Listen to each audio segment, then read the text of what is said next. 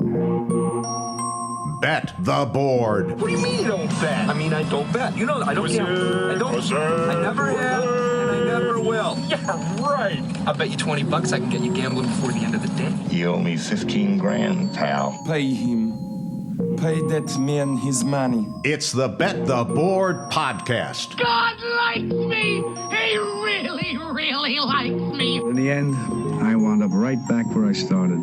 I could still pick winners, and I could still make money for all kinds of people back home. And why mess up a good thing? Here's Payne Insider and Todd Furman.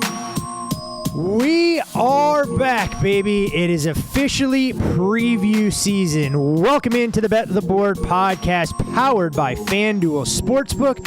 I'm your host, Todd Furman, joined, as always, by my esteemed colleague and co-host, the one, the only Payne Insider.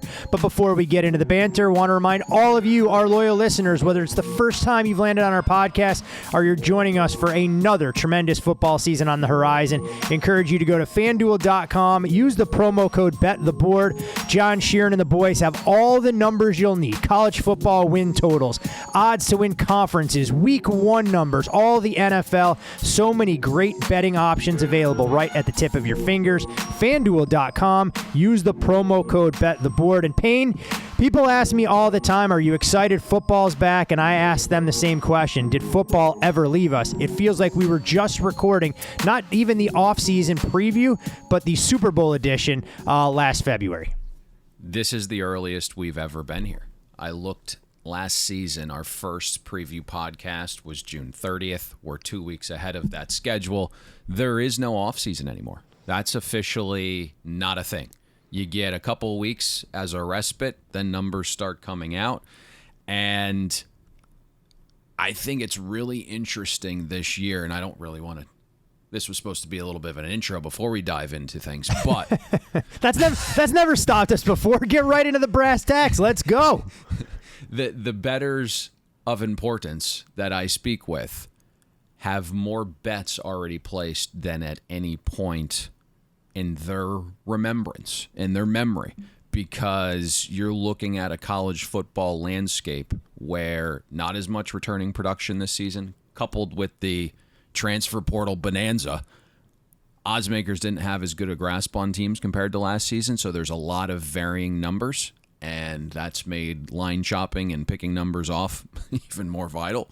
And so there's situations where win totals were 2 games off book to book. I mean, South Alabama, one team in particular, had a 3.5 game discrepancy in their win total from one shop to another. So I know the limits aren't massive, but even at a few dimes, guys have been hitting totals earlier this season. It's really just pushed forward the calendar. Yeah, it's pretty impressive, and you wonder if this is a trend. You alluded to the transfer portal creating some of this unrest, so to speak, and a lot more question marks, but as books get more and more aggressive in terms of hanging lines earlier and earlier, it puts shops like FanDuel and some of their competitors behind the 8 ball. You bring prices to market, you may not feel that comfortable, and one thing I will say, I have to respect some of the books that go, you know what, we don't care what our competition's hung, we're going to hang numbers based on our power ratings, and we're happy to take on liability in a particular direction from a lot of the scalpers out there. Oh, there's no doubt about that. And it's been this race, right? So it's not just on the college football front, but obviously that's what we're discussing today. But it goes back to, again, transfer portal, not as much returning production, and then that added element you threw in there of being first to market. The limits aren't massive, but tip your cap to them. They're willing to take a bet. And that becomes the ultimate catch-22 for the sports bettor. Even the most novice bettors now are asking me, like, well, why aren't you just waiting until offshore opens or all these other markets open? People have a misconception of this. The biggest bettors in the world, the ones with the edge, we're betting against other bettors. Even though the money's going through the sports book and you think we're trying to beat the sports book, well, true, we're trying to beat other bettors, other groups to numbers. And if we are not going, someone else inevitably will. Yeah, I think we've seen a lot of that too earlier and earlier in the week, where in the NFL years ago, not to get off on a tangent, you'd see most of the markets going haywire on Thursday. Now it happens earlier in the week. It does get a bit frustrating, but evolve or die. It applies to sports betting as well as a lot of other aspects of life. If you're not willing to make changes to your processes, then someone else is going to be able to seize the advantage. And as far as the schedule for college football releases, Payne, we don't pat ourselves on the back often. I'd like to think that you and I had a lot to do with that over the last couple of years trying to accelerate some of these betting calendars. Oh, without question. And speaking of the calendar, we will be back for the Big Ten. Mark your calendars for that.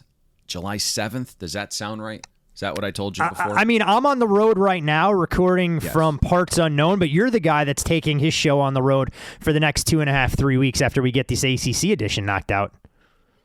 I believe we're returning on either the 6th or the 7th for the Big Ten. So mark your date there. But in general, right, subscribe. You'll know when it comes out. Tell your friends this is the time of season where our previews come out. So 13 all told between college football and the NFL. I'm finding an alternate host. I'm going to tap somebody in. You can take an episode or two off as an analyst. We'll figure out a way to cobble all this together.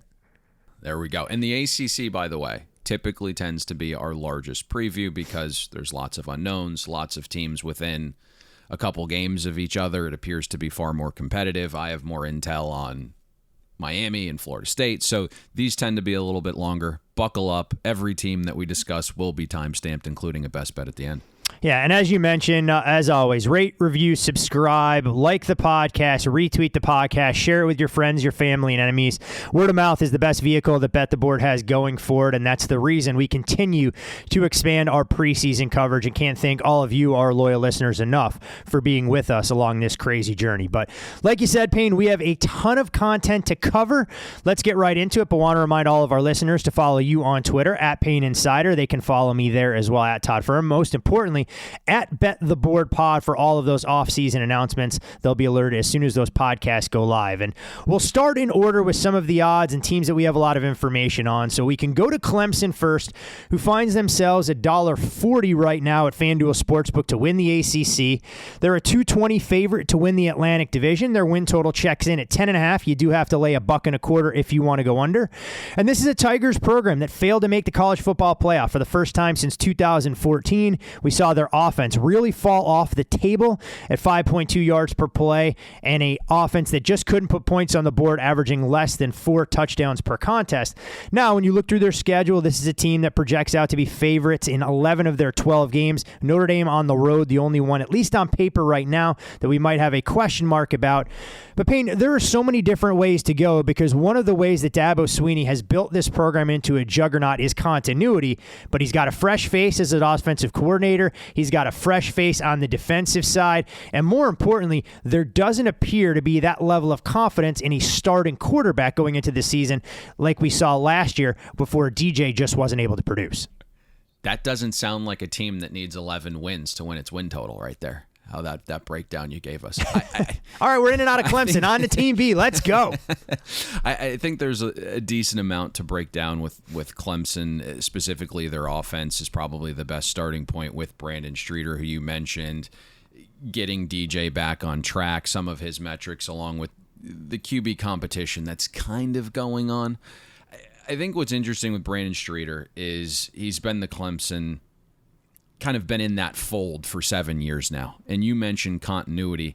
One of his pressers this offseason, he had an interesting quote, and he basically said, first and foremost, whenever Tony and Jeff took over years ago, it's not anybody's offense, but the Clemson offense. There wasn't anybody else's name on it other than the whole entire staff putting their heads together and creating a philosophy. Okay, it sounds great.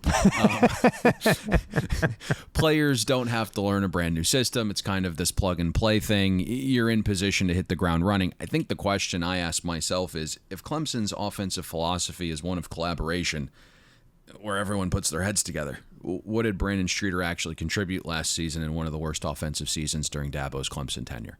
And you would just think, right, when things are going that poorly, that Streeter would be relied upon a little bit more for input. He couldn't really come up with anything to assist the second worst offense Clemson's had since 2009. So what's he going to do on his own, I think, is really the question. Apparently, same philosophy, but there's going to be more tempo, and there's going to be more post-snap options for the quarterbacks and receivers with these enhanced route trees. Let's make something clear here. Clemson's offense is going to be better than last year. Can't be worse. It's impossible not to improve. We're not going to see this offense that finished outside the top 70 in schedule-adjusted efficiency or outside the top 80 in EPA per play.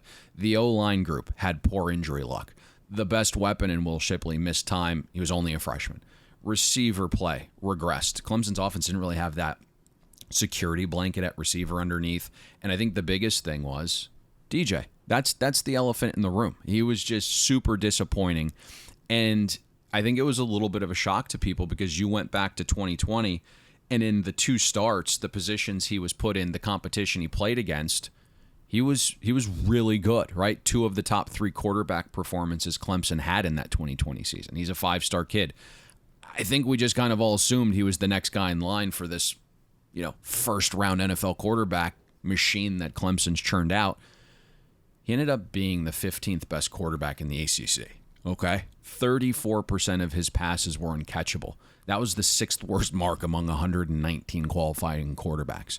Even in the best positions that a quarterback can be put in with, play action or throwing from a clean pocket, DJ had a passer rating below 79 when kept clean, 63 using play action. Mechanics are horrific from the hips down. And I think that's probably interesting to discuss because he dealt with a knee injury last season. He claims is going to be 100% by fall camp. If you've taken notice, he has completely reshaped his body. And he mentioned after the Iowa State game that he went home and ballooned to nearly 270 pounds, okay? He left summer at 240, and he hopes to be around 230 by the start of this season. And any time he mentioned dropping weight, he immediately referenced it helping his knees. Maybe that helps mechanics, but at this point, he's shown to be basically an all-upper body thrower, and at times he looks uncomfortable. It's robotic. He's constantly aiming. You look at some of these numbers. DJ is mostly responsible for Clemson having the largest year-over-year decline in passing efficiency. Clemson went from 12th most efficient Power 5 passing attack in 2020 to finishing 58th out of 65 Power 5 schools last year. He had a total EPA of negative 42.3. That was good for 127 out of 130 quarterbacks.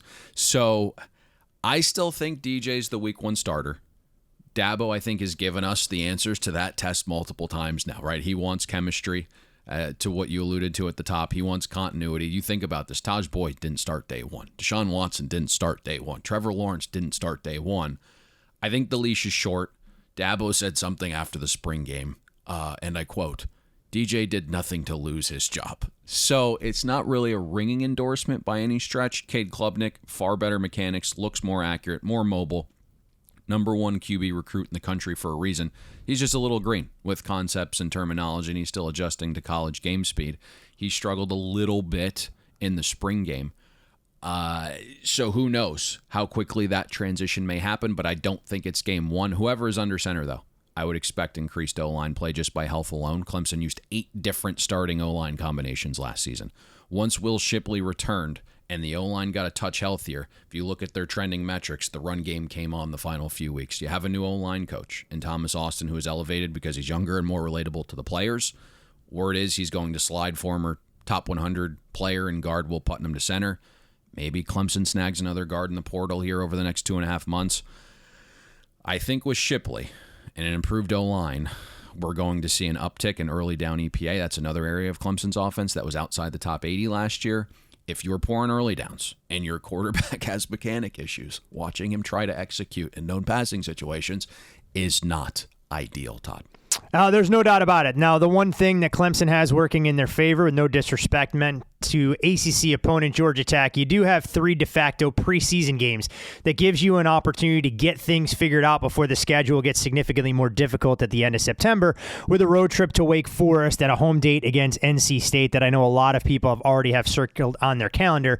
Games against Georgia Tech and Atlanta, Furman and Louisiana Tech will allow DJ to either build his confidence and reassert himself as the true number 1 or give Cade Klubnik a chance to get a little wet behind the ears and have the opportunity to seize that particular job. But for all the questions we have about Clemson on the offensive side, Payne, I think the biggest question isn't the personnel in the starting 11 we're going to see out there. It's what does this stop unit look like without Brent Venables as the mastermind behind it? Wes Goodwin takes over, but this is still a group that's ultra talented, and you can make the case very easily that they're not just the best defense in the ACC, they're arguably the best defense in the entire country coming into the 2022 season. Completely agree. The shoes to fill with Brent Venables finally moving on to Oklahoma are pretty large. But I have to tell you, like, I've sent a bunch of feelers out. I've texted a bunch of guys that I really respect. And the feedback I keep getting on Wes Goodwin is some variation of he's the next defensive mind, or Wes is as legit as they come. Okay, that's the feedback. Now, if you kind of follow this timeline, Wes was the GA at Clemson and a defensive analyst from 2009 to 2014, and then Bruce Arians came calling. Arians picked him up, and this is an interesting story, but apparently when Wes Goodwin came into the office, Arians made his assistant move down the hall, okay? Arians was like so enamored with Wes that Arians was like, hey, secretary, like, we're going to move you down the hall. I need him to be close to me. And he became the assistant to the head coach for the Arizona Cardinals in 2015. And during this 3-year stint when Wes Goodwin was the Cardinals, Arizona finished second, and third in schedule-adjusted defensive efficiency. And then in 2018, Venables wanted him back, and Clemson was into that whole thing where they were resetting the market for assistant coaches. And so Wes returned to Clemson. I think if we kind of get back on track here to 2022 Clemson, there's kind of this saying that you never want to follow the guy. Whoever came up with that quote didn't have Clemson's defensive line. Because it's the best in the country, both in frontline talent and depth. Clemson's D-line is going to go 9 deep. And I think in terms of scheme, it's going to be very similar. And what I've heard is that Wes wants to simplify things, knowing a player like James Skelski isn't there anymore to be the quarterback of the defense. And Wes was adamant to kind of slow down all of the preseason installs and not put everything on the defense's plate day one, kind of what Venables would do. I would say expect a lot of blitzes, lots of exotic ones. You would be hard-pressed to watch a spring game and see more stunts and backer and safety blitzes than you saw in Clemson's spring game. And that's knowing Clemson was down multiple starters on the O-line for that spring game. Clemson's defense returns a ton of production from a unit that was elite, right? Top 10 in EPA per play allowed, top 10 in schedule-adjusted efficiency. You dig even deeper. Clemson was good in most areas. Opponents only had quality possessions, 36% of drives. That was top 5. When opponents finally got into Clemson's green zone, they only averaged 2.3 points per trip. If you had to nitpick or identify why an outlier could happen where Clemson isn't a top 5 defense this season, it loses some experience and leadership at linebacker, but the talent is better, specifically Trenton Simpson. Biggest question mark is corner. That's where Clemson was most vulnerable last season. They gave up some explosive, lots of jump balls. Their best in Andrew Booth Jr. was drafted atop the second round. You have Sheridan Jones and Fred Davis, 2 4-star kids with experience. They are the projected starting corners now. But reality is, you kind of look at 2 of the 3 games Clemson lost last year. It's NC State. Devin Leary had a total EPA of -4.5 in that game. You had the opening game loss to Georgia. JT Daniels had a total EPA of -8.4. That clearly depicts a team with offensive problems, not defensive. And that's ultimately, I think, going to be the deciding factor, whether Clemson gets back in the college football playoff hunt or it's another bridge year for Dabo until Cade Klubnik or Christopher Vizina are ready. You mentioned the schedules a little bit. It's not a walk in the park. Less than a touchdown favorite at Wake. I'm higher on NC State than just about anybody the last 2 seasons, so maybe 7.5 with home field advantage at FSU. Maybe around a touchdown favorite at Notre Dame right now would be somewhere in the pick ballpark, although that game's not until November, so lots can change there. You're hosting Miami as it stands now. Right now, less than a touchdown. And then an improved South Carolina team for their annual in-state rivalry game. I kind of hinted at this at the top. I haven't bet it personally, but anyone I speak with that I respect that has a bet on Clemson's win total to this point, they're all forcing the Tigers to go 11-1 to beat them.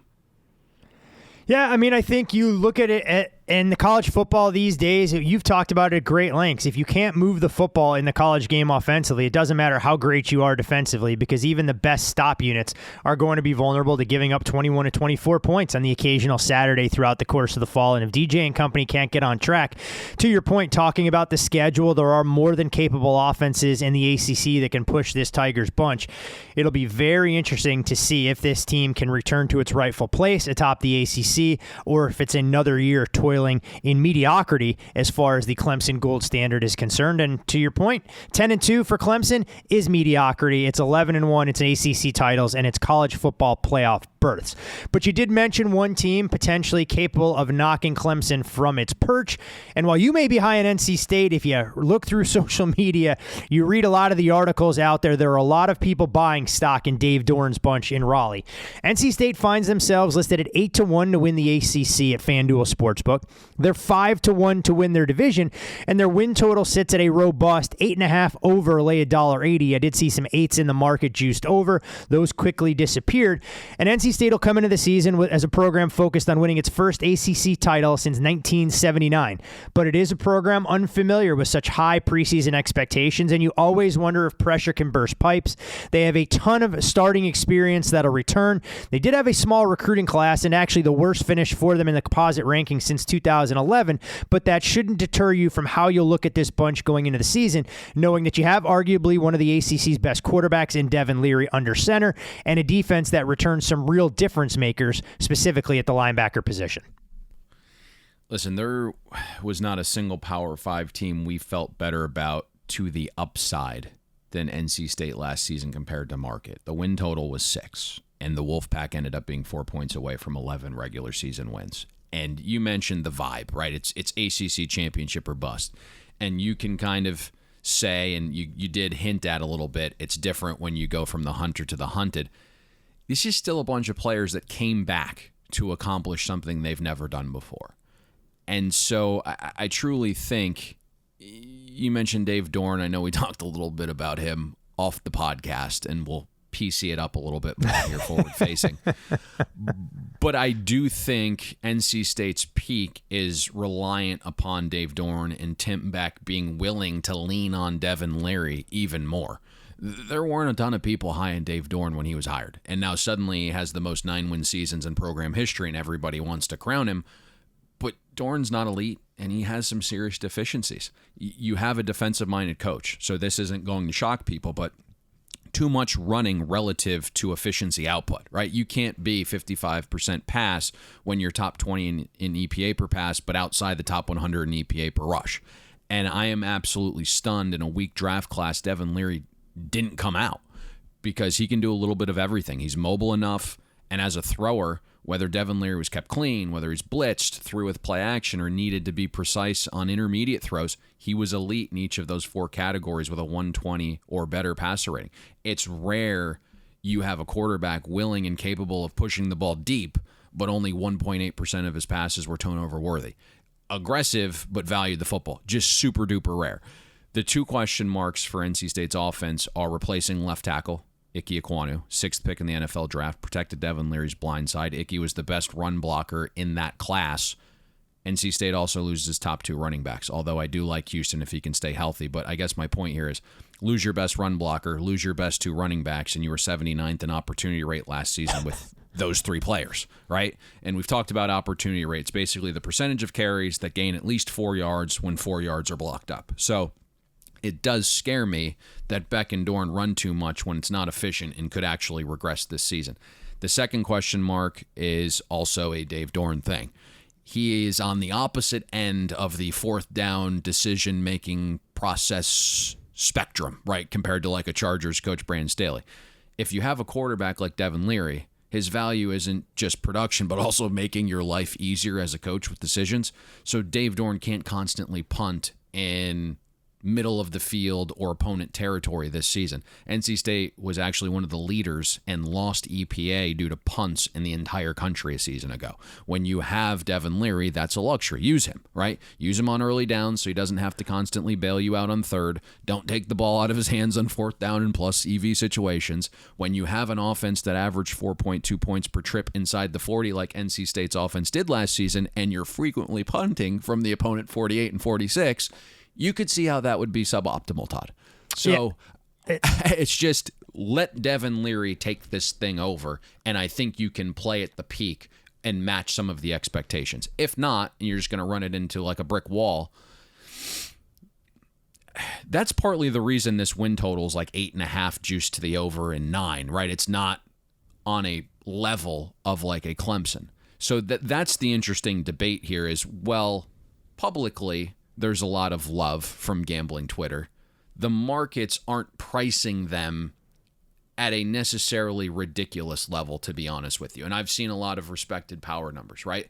Like living in the family of NC State and Penn State, by a lot of respected power numbers being a pick 'em on a neutral, I'm taking NC State every day of the week right now in that matchup, right? So they're not being really overvalued in the market, even though there's a lot of love, I think, coming out with a lot of the previews for NC State, if that makes sense. No, it makes a ton of sense. And we'll obviously get to the defensive side of the ball, but I may as well pivot there. You talked a little bit about the ground game that averaged next to nothing. They lose more than 90% of the returning carries. They lose more than 90% of the rushing yards. But sometimes, you lose two guys in Ricky Person and Zonovan Knight that may not have provided that same explosive big play potential. But Ike Ekwonu, in my opinion, and I'm glad you touched on it, we knew we were going to get there, you don't replace that caliber of talent at an NC State the same way you do at Alabama. It's not a factory for generating top 10 offensive lineman picks. And for Devin Leary, that's a security blanket that's gone. He does bring back 4 of his top 6 receivers. But again,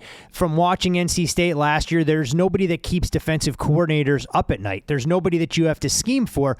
Like, say, North Carolina, when you're playing North Carolina and you're preparing for Josh Downs, yes, the depth is better in Raleigh than it is in Chapel Hill, but you don't have that same game breaker. Schedule-wise, I mean, we can talk about it. The 5th game of the season for NC State at Clemson, they're clearly their biggest challenge, but most of their games that they'll play on the road are extremely winnable, and if you're able to get through Clemson unscathed at 5-0, the sky becomes the ceiling for what they can do, or I'm butchering all those quotes, but regardless. It was better than Jordan's, let's put it that way. Well, I mean, the roof is the ceiling. I mean, like I said, we're working out the sky is the ceiling. That's actually good. You didn't flub that. We're working out our preseason jitters here. So what happens when you have to try and get some of that rust off. But as far as this team defensively, I mean, you look at some of the numbers. They held their opposition below 20 points per game. The defensive line expected to be the strength, and they should be able to operate with a 6-man rotation. There's a lot of all ACC caliber talent on that stop unit. Peyton Wilson returns to the linebacking core paired up with Drake Thomas. They should be as good as anybody outside of Clemson. And as you begin to assess this team on the defensive side of the ball, if Devin Leary and company are going to put up crooked numbers, their job gets considerably easier because you don't have to pitch shutouts week in, week out. Yeah, and we can be quick on this side of the ball because it's straightforward. Top 10 defense and overall schedule adjusted efficiency last season. NC State only allowed 31% of plays to grade successful. Against the run, NC State stuffed nearly 25% of them at or behind the line of scrimmage. That's a top 5 rate there. Against the pass in known situations, the Wolfpack got after quarterbacks, 37% pressure rate on 3rd and 4th down against FBS opponents. They run this 3-3-5. That really allows them to camo where pressure is coming from. And when you think about the college environment, these players, most of them, care about academics as well. So they're not spending the entire week focusing on where pressure can come from. So when you kind of have a defensive coordinator that is throwing things at you from all different angles and spots on the field, it can be a little more difficult to manage. The kicker here, NC State also had really poor injury luck defensively. 5 opening game starters were out by the end of season. Peyton Wilson down after 2 games. Isaiah Moore only played 7. Linebacker was extremely thin from the Miami game onwards.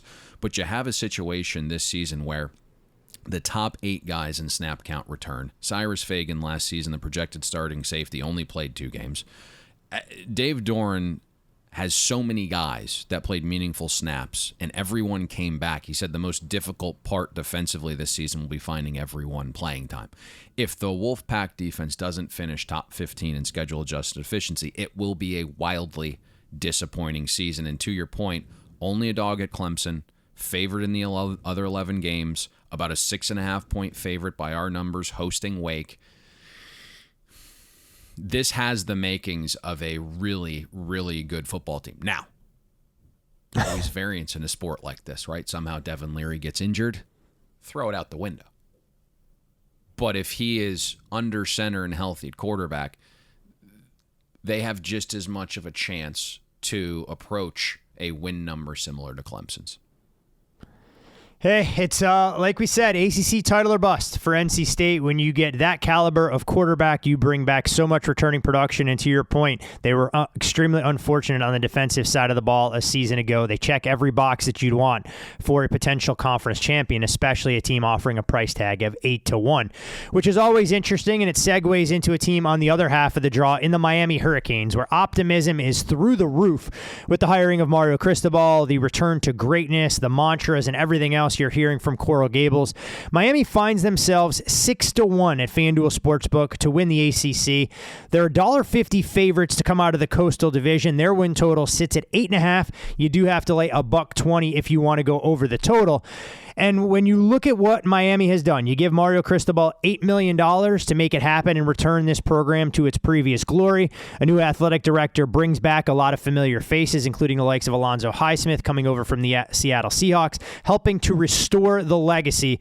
Miami, though, has won just 10 games one time since joining the ACC in 2004. We've seen the recruiting class that lagged in the mid-70s jump up into the top 15. The transfer portal has worked in their direction. Miami is beefed up along their offensive coordinator position on the defensive side. But Payne, is there too much hype around the Hurricanes in Mario's first season back in South Florida? So our best bet on the ACC Preview podcast last year was Miami under 9.5 wins. And I know we caught flack from Hurricane homers who immediately were like, "You're an FSU fan, no wonder." And then I didn't know they were all from New York. 7 games. I didn't know they were all New Yorkers there with that accent you're throwing out there. They're all fans from the 80s and 90s. Listen, Miami won 7 games and proved once again they weren't back. There needs to be this realization, though, that to do this at this level, your favorite team is the one that presents the largest edge that day, and our allegiance is to our bankroll. And when you operate that way, you kind of become numb to everything else sports-related, quite frankly. In saying that, I truly believe it's almost impossible for Mario Cristobal not to have success at Miami. It would be inconceivable to me if I could look 3-4 years ahead and Mario didn't have far more success than Randy Shannon and Adam Golden and Mark Richt the second time and Manny Diaz combined. Like everything, and I mean everything, is set up for success. There's complete buy-in at the university level. The biggest and most powerful boosters and donors and former players are all on board. Miami Health is absolutely flush with COVID cash. The 2 biggest donors are a buddy of Mario, who we went to school with, and a member of the family Mario married into. Both are billionaires, okay? And money buys a lot of things, especially in the 2022 college football landscape. It's also important to remember one thing that money buys is the luxury to not be great at what you do, okay?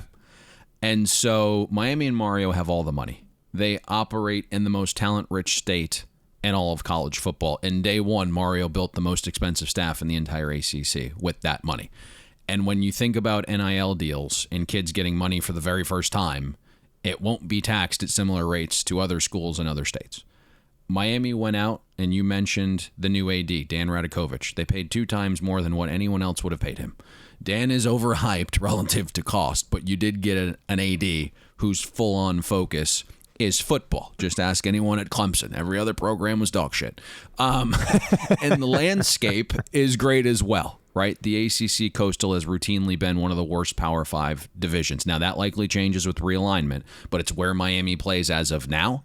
Plus, the TV networks are starved for Miami to be relevant again, knowing the South draws the most eyeballs in college sports. There hasn't been a team this hyped in God knows how long, and being in the spotlight influences kids. Kind of going back, though, to what I said about money providing the luxury to not be great at what you do. Make no bones about it, Mario Cristobal is a good recruiter. That's his best attribute. He also does a great job instilling toughness. He's organized. But it is fair to wonder how Oregon couldn't get over the hump at the national level with Phil Knight's money and two of the biggest competitors for talent in Texas and USC, both in a coma during Mario's tenure at Oregon. Even Washington started its downward trend when Chris Peterson left halfway through Mario's Oregon stint. Boise, the program who is kind of stealing Mario's depth, they weren't really impactful anymore. They spiraled down too. And the answer is obvious. It's because we know Mario isn't a great game planner. He's not a great X's and O's coach. He doesn't have the ability to make in-game adjustments all that well. And a lot of skill players, once they catch on, don't want to play for a coach that had Justin Herbert and only threw on 47% of snaps, okay? 13 I'll losses. still never be Todd. able to figure that out. I'll still never go back and look at Justin Herbert not being able to just grip it and rip it in a college football landscape where you see quarterbacks that don't have a fraction of the talent that Herbert has in his pinky finger throw the ball 50 to 60 times every single Saturday all fall long. And think about this, right? 13 losses in 3.5 seasons with Phil Knight's money in USC and Texas in an absolute coma, right?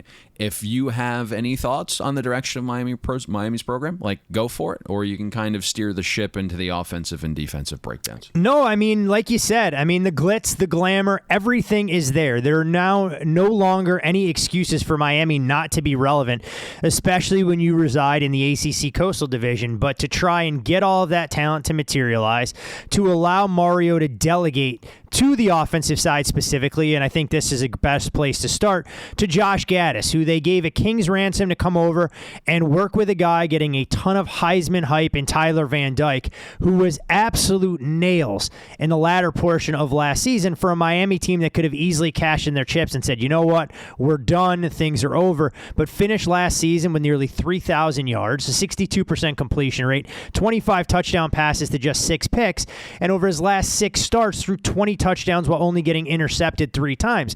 Now, Van Dyke may not be surrounded by the best running backs or receivers group in the entire conference, but Payne, for a league that we don't know what we're going to get from a lot of the quarterbacks not named Devin Leary, Miami has to be extremely optimistic if Gaddis and Van Dyke get on the same page right out of the gates, and we'll see exactly what this team can do in terms of putting big numbers on the scoreboard every single weekend.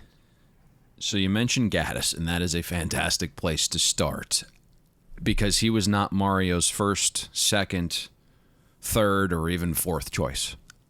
For Josh Gaddis, it was an absolute no-brainer leaving Michigan, right? It's more money, it's better weather, it's a larger talent bed. You don't have to worry about your head coach flirting with the NFL every day, right? And most importantly, Gaddis resets his coaching clock probably another 3 years.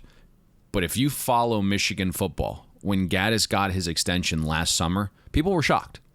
Paraphrasing here, but there were at least 10 articles with a tone of Josh Gaddis receives contract extension in spite of offensive woes. He rode Alabama's talent into the Michigan job, okay? Ann Arbor was the first time Gaddis ever called plays. He sold Harbaugh and Michigan fans on getting away from ground and pound and coined the phrase speed in space and would tweet about it all day long, right? But there wasn't any recognizable difference in efficiency with Michigan's offense in year 1 with Gaddis. Year 2, Michigan's offense actually dipped from fringe top 25 to 42nd in schedule adjusted efficiency. There wasn't anything transformational about Michigan's offense. It was inconsistent. It was sloppy. It didn't have an identity. Then last season, Michigan's offense got back into the range prior to Gaddis arriving and what he achieved in year 1. But I think it comes with an asterisk. Josh Gaddis conformed. Right? Michigan went back to Harbaugh's ways of a physical run game. Michigan, 41% pass last season. There was nothing speed and space about Michigan's offense. It was like clubbing you with a sledgehammer. Okay? I believe Gaddis is a question mark until proven otherwise. You also have the 3,000-pound elephant in the room that is Tyler Van Dyke. For me, his sample size for success isn't large enough. So we have input a wide distribution range for the Canes offense this season. Certainly Van Dyke has a big arm. He can make ungodly throws. And Rhett Lashley's offense, an OC we respect more, Van Dyke did finish top 5 in QBR. Early draft pundits basically have Van Dyke as QB3 behind Stroud and Young. But it's an interesting case study because Canes fans desperately wanted De'Aaron King back. And then when King got hurt, all the hype was about top 50 player and 4-star recruit Jake Garcia. And then Garcia gets hurt and Van Dyke wins the starting job heading into the Virginia game. And if you kind of parse these games and think about them, Van Dyke was miserable in the first halves of his first 2 starts against Virginia and UNC. Miami lost both. You sneak past NC State at home with the Wolfpack down 5 starters on defense.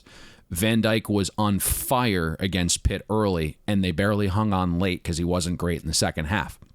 You look at the final 4 games, and I know you referenced that a little bit towards the end of the season, but look at who they played. They played Georgia Tech, a defense outside the top 100 in defensive efficiency, right? Duke, 118th in defensive efficiency. Voc Tech with a lame duck coach.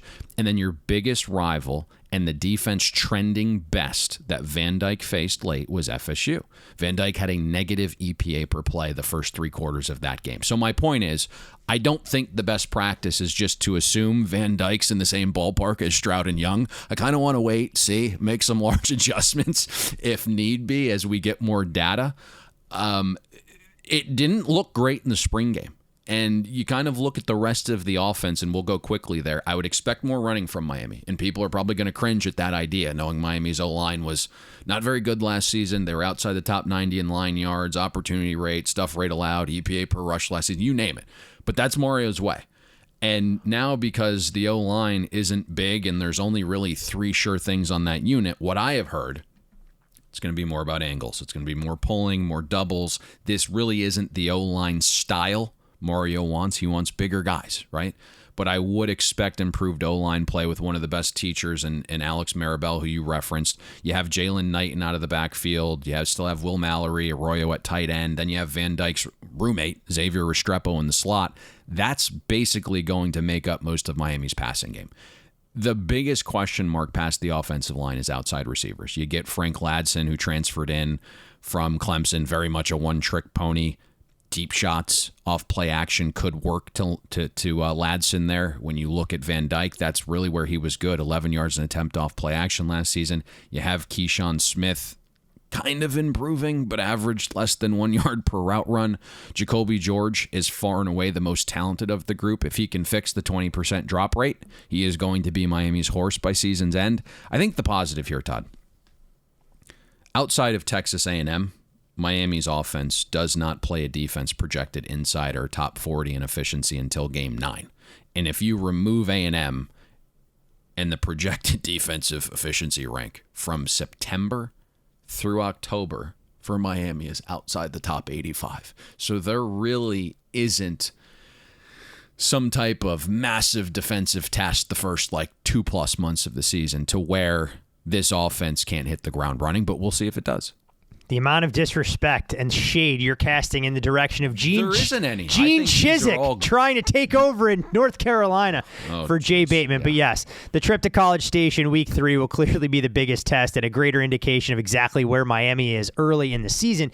Before we get to the defensive side, and you, of course, have your pulse on this program, I mean, how patient are Miami fans going to be? If Mario comes out this season and goes 9-3 and they don't win the Coastal, is that going to be considered a success? Will they give him 2 years? Will they give him 3 years? Or are they thinking, hey, look, Mario's coming in, he's making all this money, he's been given a blank checkbook to build a roster and his coaching staff. If he doesn't win the Coastal Division in year 1, that suddenly it's a disappointment and we're back to feeling pretty apathetic about Miami football as a whole? Miami fans are some of the most delusional on planet Earth, right? The win total is 8.5. So if you get to 9, you've exceeded expectation. But all the hype built around Miami kind of forces this idea that they have to be competing for almost playoff contention this year, which I think is a little ridiculous. There are some holes on this team, clearly. That's why you had to hit the transfer portal so hard. But I do think being in the talent hotbed of South Florida, you get to 9 wins, you still have the new car smell on you. You're going to start stacking these monster classes, especially with the money you have. And let's kind of put this in the right context. Mario came to Miami because he was guaranteed the financials would be there, right? I referenced the 2 billionaires at the top. One, a friend. One, he married into the family. those billionaires were not doing this for anybody else other than Mario. So he's going to have a long leash. Well, I mean, he may need it if this team doesn't get to 9 wins this year because the defense has a lot of questions to answer themselves. Defensive coordinator Kevin Steele takes over there. Clearly, this was a group that was anything but lights out last year. Couldn't get pressure on the quarterback, gave up more than 4 touchdowns a game. And as you kind of mentioned, they hit the transfer portal and they did so hard. So Miami fans are going to need a program and a scorecard to identify some of the fresh faces that are out there. But when you look at this team defensively, did they do enough? I mean, you've been critical of West Coast football, and Miami hit UCLA pretty hard, bringing in players that probably weren't household names along the Bruin stop unit, expecting to catch lightning in a bottle their first season down there in Coral Gables. So getting to the hire of Kevin Steele, I think it's fine. Some kind of argue at times his defenses are a little too complex, likes to run some weird stuff, right? 4-2-5, 4-1-6.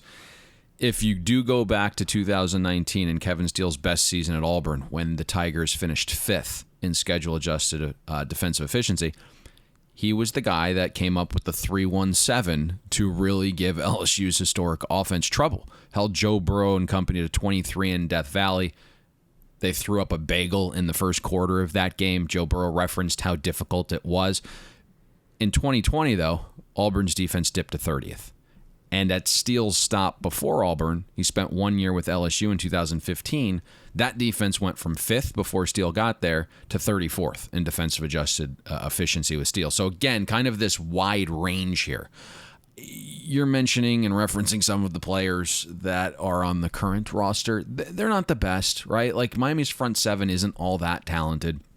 You have Jafari Harvey, Leonard Taylor, Akeem Mesidor, really the only 3 guys Miami loves in the front 7 aside from the 3 true freshmen. You have Cyrus Moss, Nigel Lee Kelly, Wesley Basaint.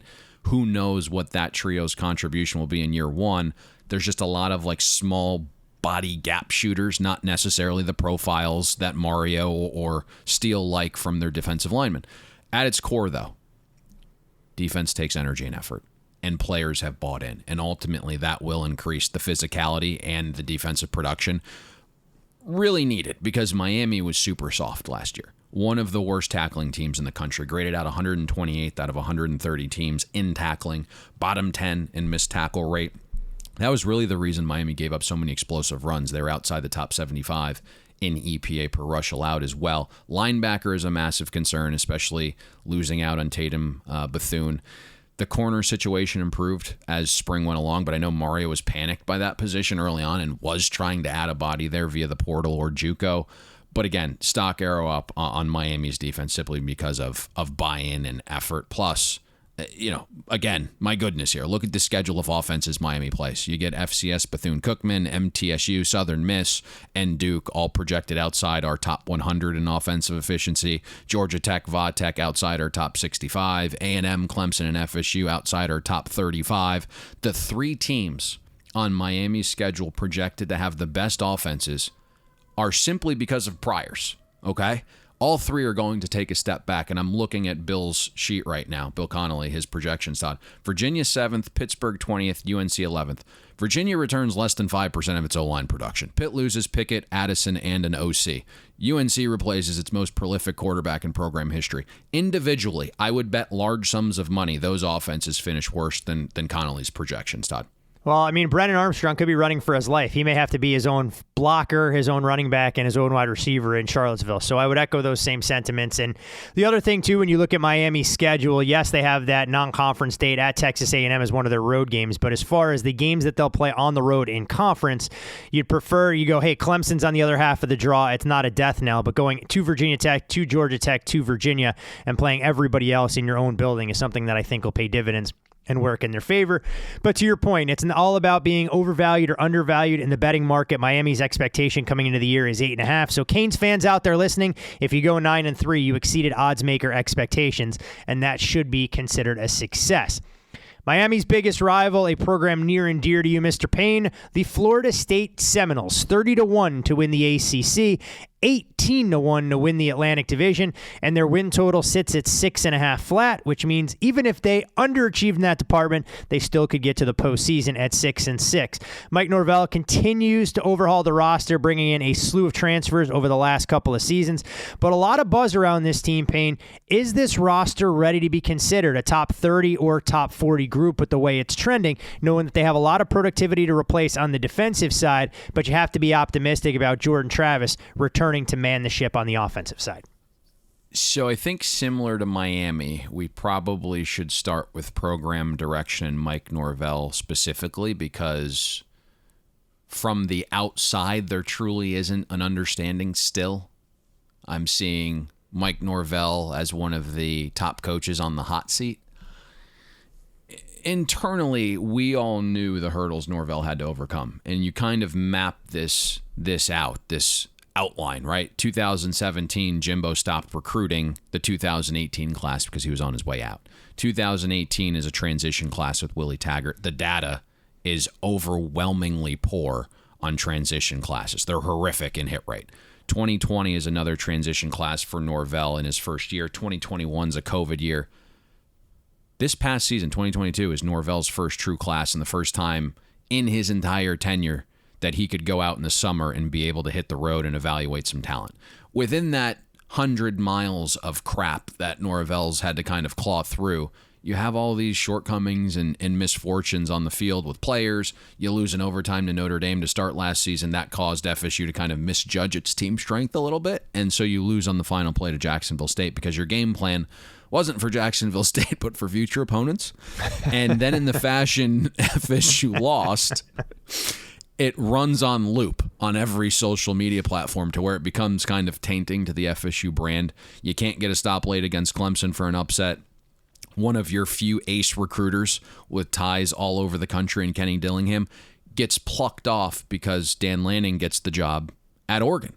And like, how many OCs with 8 wins in 2 years get a pay increase and an upgrade in title? The answer is only one, where the OC is in the head coach's wedding party. So that transpired for Mike Norvell as well. And then obviously the move for Mario Cristobal to Miami sends Dillingham to Oregon. That costs you 3 players in the process: Nigel Kelly, Javonte Barnes, and Kevin Coleman. You start 0-4 last season. That was detrimental to recruiting. Guys you led for no longer believed the vision that was being sold.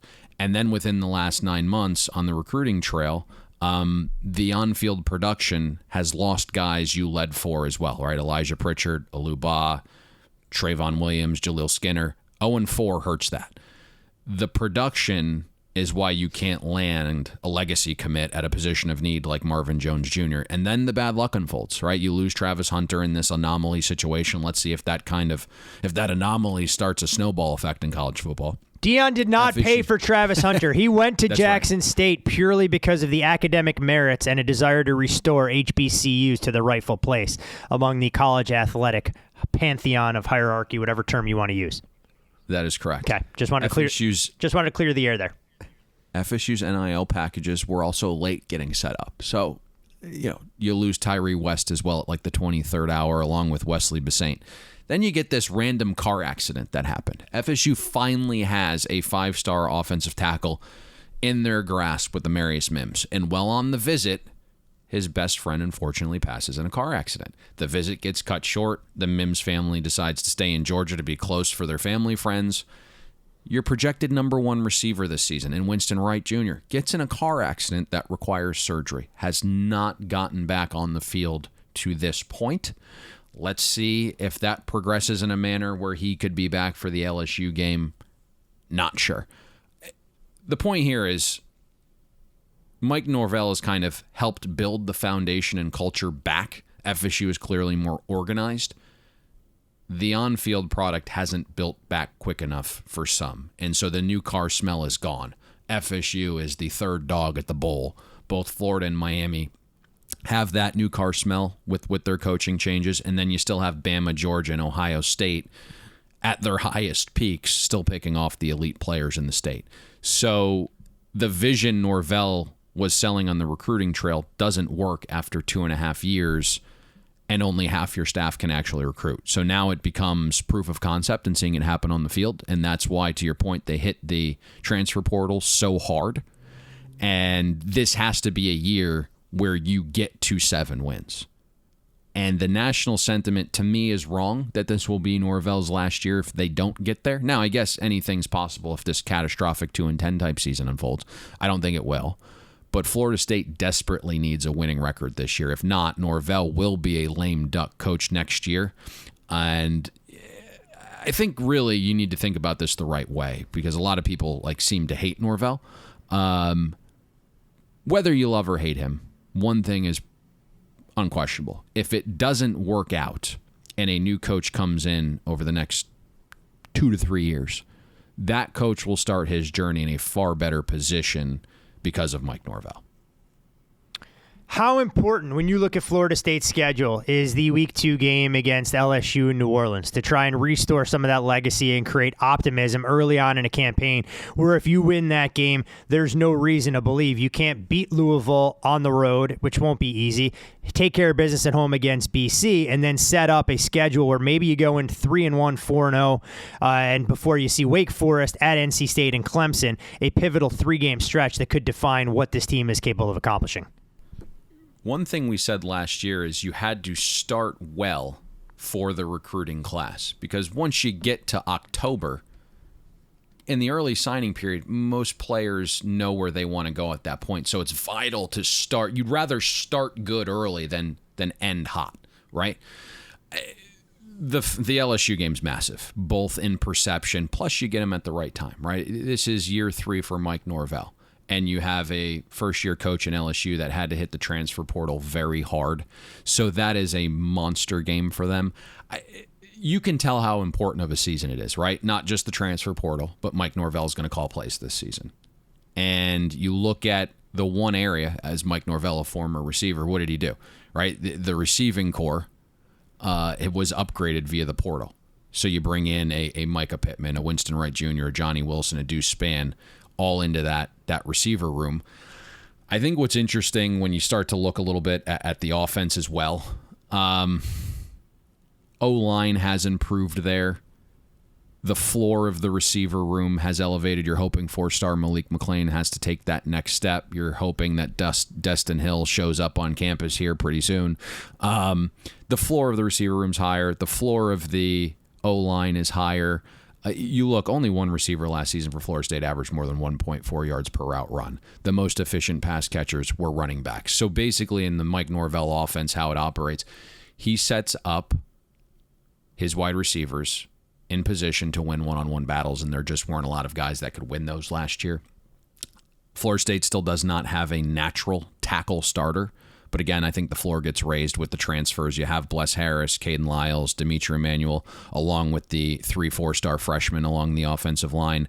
I think FSU was clearly better as run blockers than pass protectors, fringe top 50 in line yards and opportunity rate last year. The problem was when Florida State was forced to pass, the O-line couldn't hold, okay?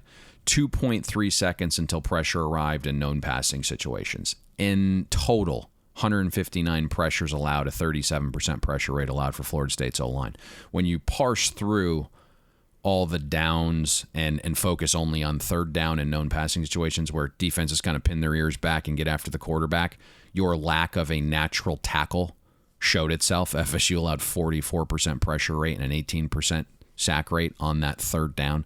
Partly bad O-line play, partly quarterback holding on to it too long, partly receivers not having the ability to beat man coverage. You put it all together, and that's why you have an offense 117th in third and fourth down success rate. I think we know at this point Jordan Travis is an elite passer, but he's made enough strides. If you keep him clean, if you allow him to throw with play action, he does very well with that stuff. Once Norvell figured out Jordan needed to be his full-time starting quarterback, the offense improved. Right, but that didn't really happen until the Syracuse game after starting 0-4. But if you look at Jordan Travis from the Syracuse game on, Travis had a 150 passer rating, good for 16th best among Power 5 quarterbacks, plus he provides that extra man advantage in the run game because he's so mobile. Florida State's offense is going to improve, barring one thing, a Jordan Travis injury. He's added good weight. He's up to about 210 pounds right now. He's not a big guy, puts his body on the line. He missed the NC State game last year, missed part of the Florida game. And the things behind the scenes nobody sees is what it takes for Jordan Travis to get ready to play that week. Okay, he misses a lot of practices. That's not great when you have 4 brand new transfer wide receivers as you kind of work on chemistry.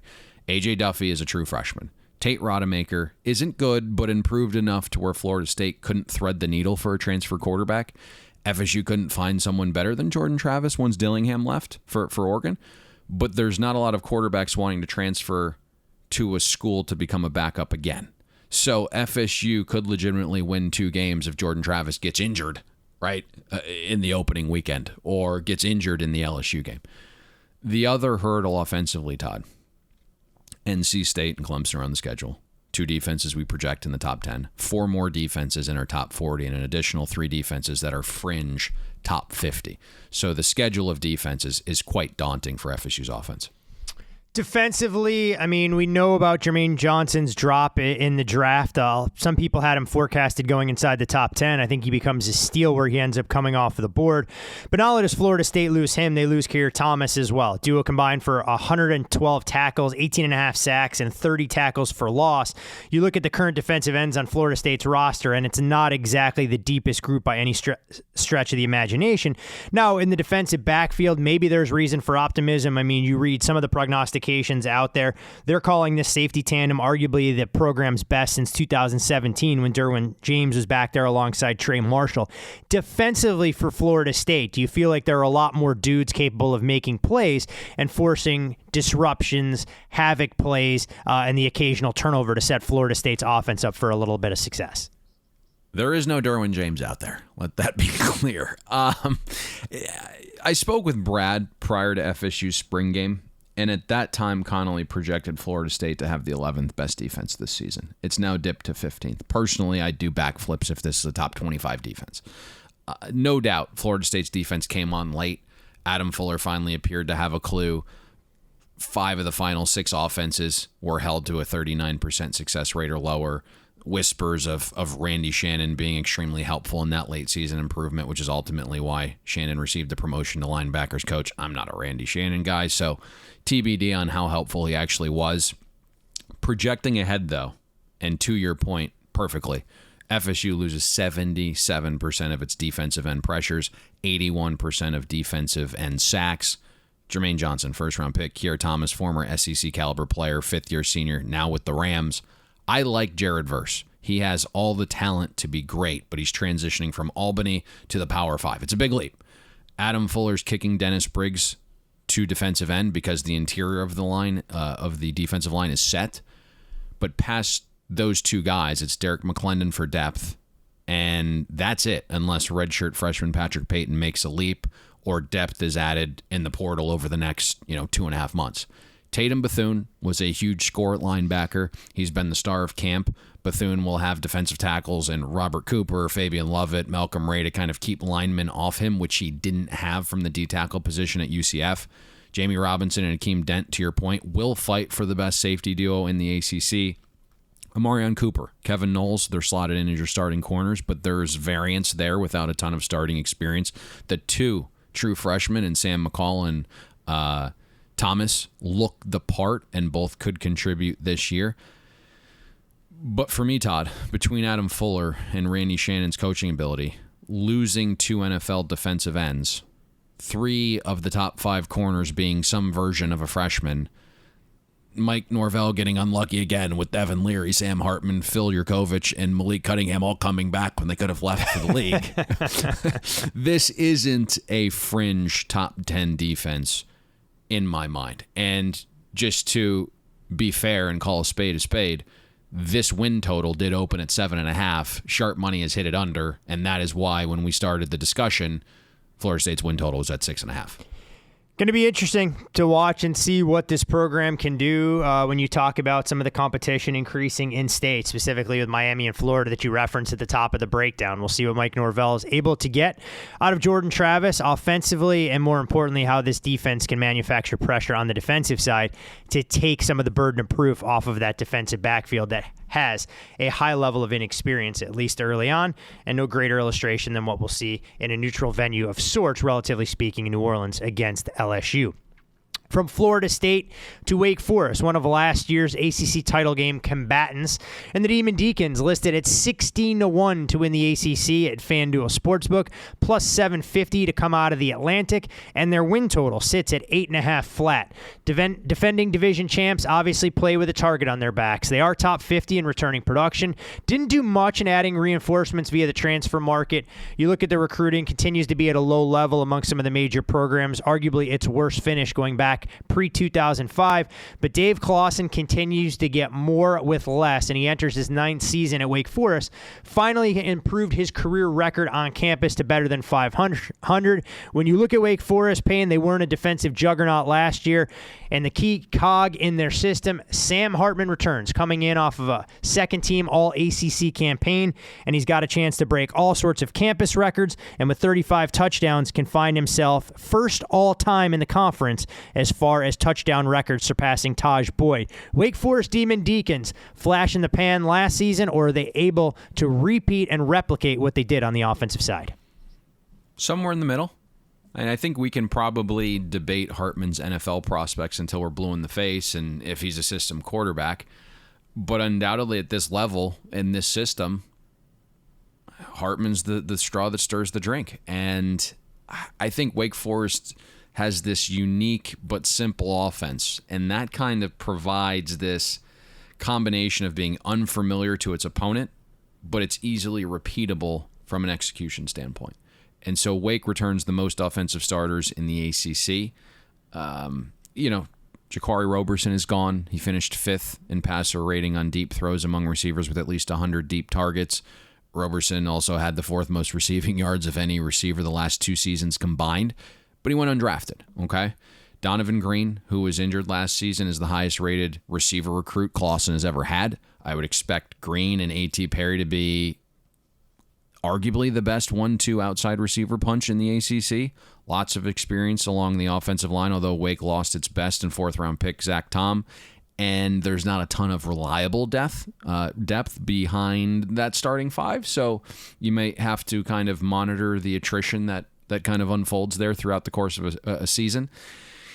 When you look at the schedule of defenses, Wake is going to face Clemson, NC State, top 10 units. I'm not as high in Florida State's defense as I mentioned. But past those 3 games, Wake faces 9 other defenses with an average projected efficiency rank of 87th. And we know the barometer for success last year for Wake was kind of beating up on teams below its weight class. They were 7-0 against teams power rated outside our top 60, 4-3 against teams power rated inside our top 60. So kind of putting their schedule in that context makes a lot of sense.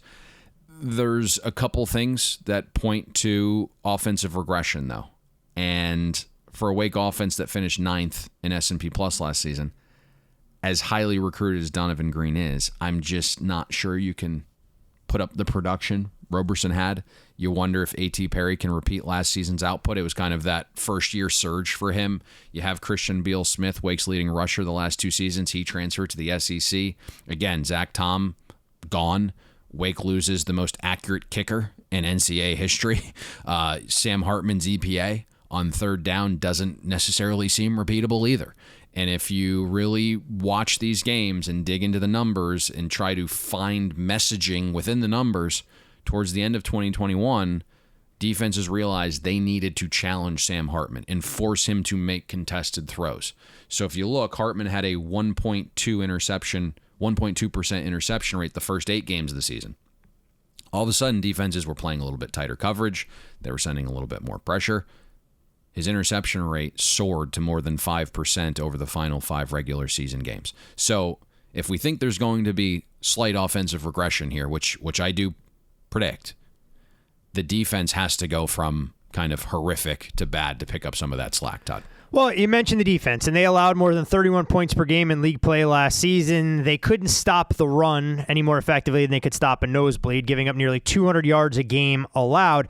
They did go out and make a change. They bring in Brad Lambert, defensive coordinator, comes in from Purdue, and one of the interesting quotes from Coach Clawson was that they felt that there's a little bit more optimism on defense, and I think that's the side of the ball was tired of being an afterthought. Well, the reality of things is you can't get worse than what we saw from Wake Forest last season. It was a boomer bust mentality. They forced 29 turnovers last year, tops in the ACC and fifth best nationally, and they had to do that because down and down they could not get themselves off the field. Now, if you're not able to force turnovers, that's a big problem when you're surrendering 228 plays of 10 or more yards, good enough for 129th nationally, 73 plays of 20 or more yards, which was 120th. And when you look at this group, they finished 91st in total defense, 92nd in yards per play, 111th in rushing, and 88th in scoring. Payne, they have to be a little bit better this year than they were last year. I mean, just don't be horrific, and it should be a modest improvement. Just don't be horrific. I like that. Well, I can't say just be average because that's not going to happen with this Wake defense. So that's a complete afterthought. Probably not. I do think you have to put some of their numbers in the right context because their defense lives on the field with how fast the offense plays. But even when you put things in that right context, it was bleak. You know, Wake's 107th in EPA per play allowed, mostly because they would give up gashers when opponents had short fields. Wake was a matador, right? 111th in points per drive allowed on possessions of less than 60 yards.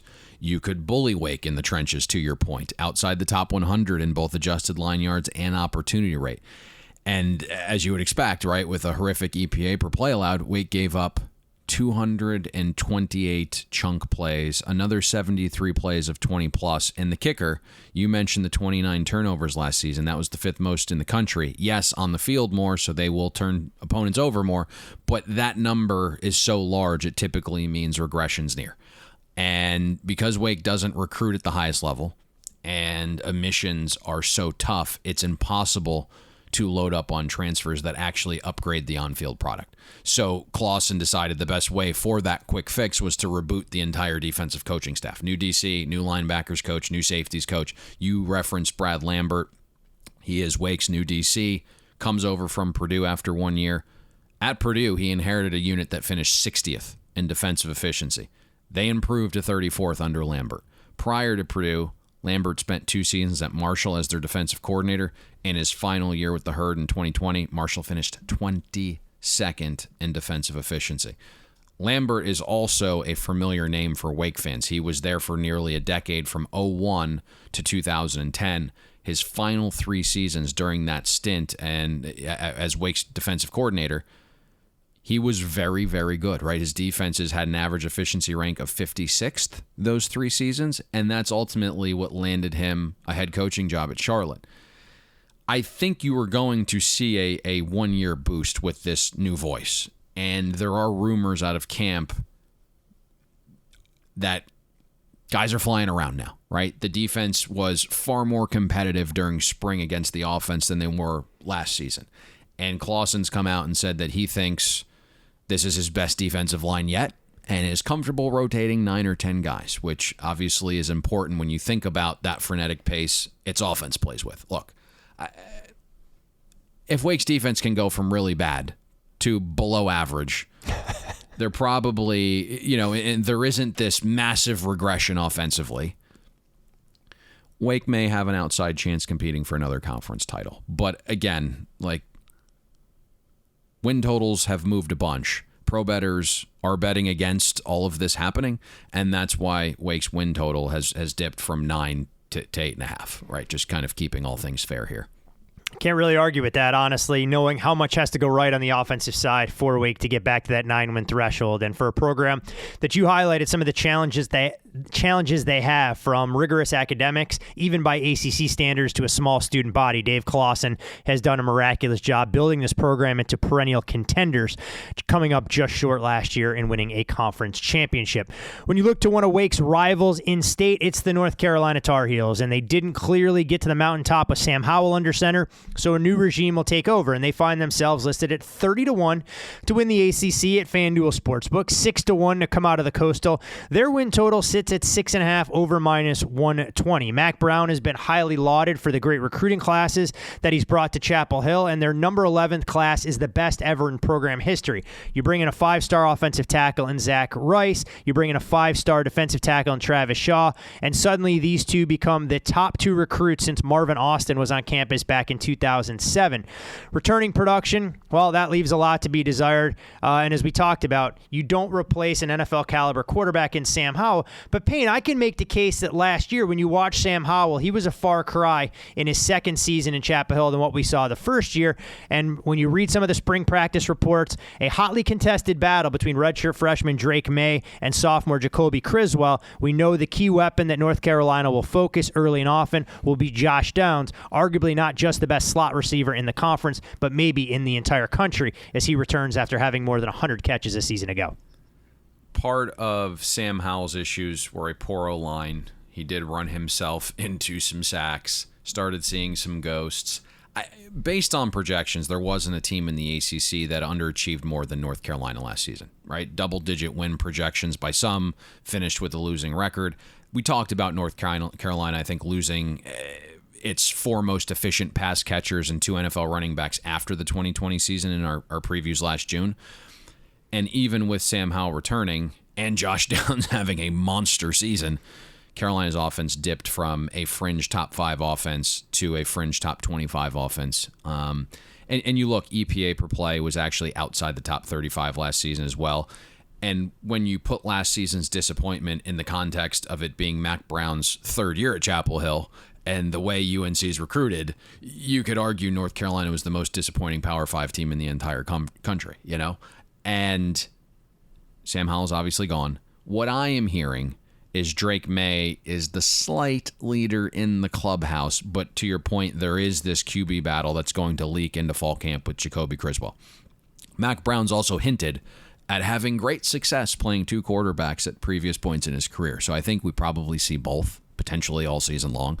Whoever is under center, though, and this is the biggest thing to their entire offense for me, Phil Longo has to put in a position to put his guys, or his quarterbacks rather, for success, right? Like, think about this offense.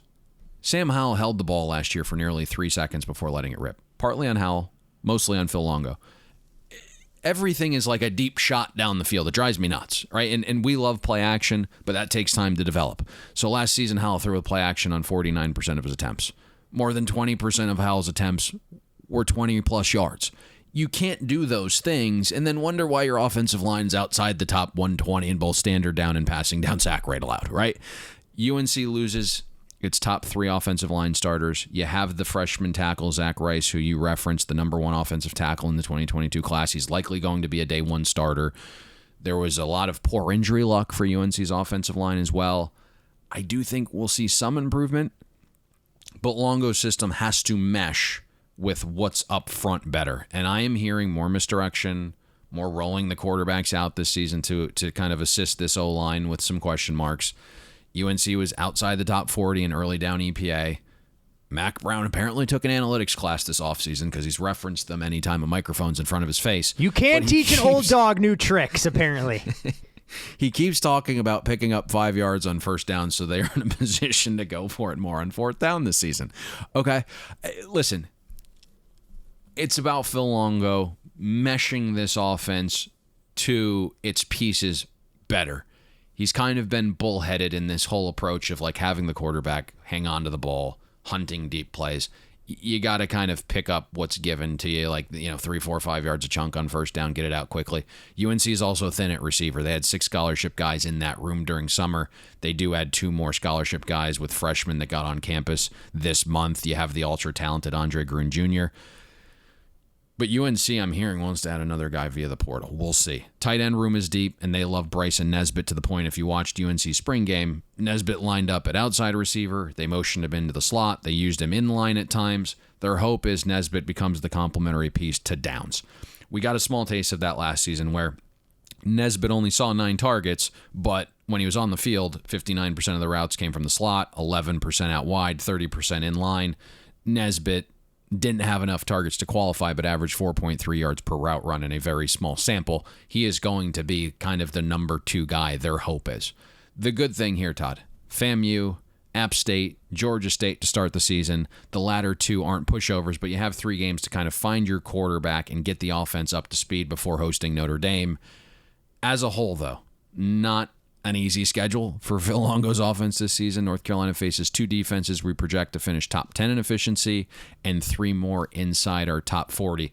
But Phil Longo has to conform to his talent for this offense not to see another step in regression here, I think. I mean, that trip to Boone week 2 is going to feel like a Super Bowl atmosphere when you play an in-state rival there. So if North Carolina is able to win that road test and build a little bit of momentum and follow it up to your point with a win on the road against Georgia State, rare to see a Power 5 team playing 2 Group of 5 teams both on the highway. I think it'll pay dividends and have them brimming with some confidence with extra time to prepare for Notre Dame. But it shouldn't all be just on the North Carolina offense. Defensively, this group was a dumpster fire last season, gave up more than 6 yards per play, put them in the bottom third among all FBS teams.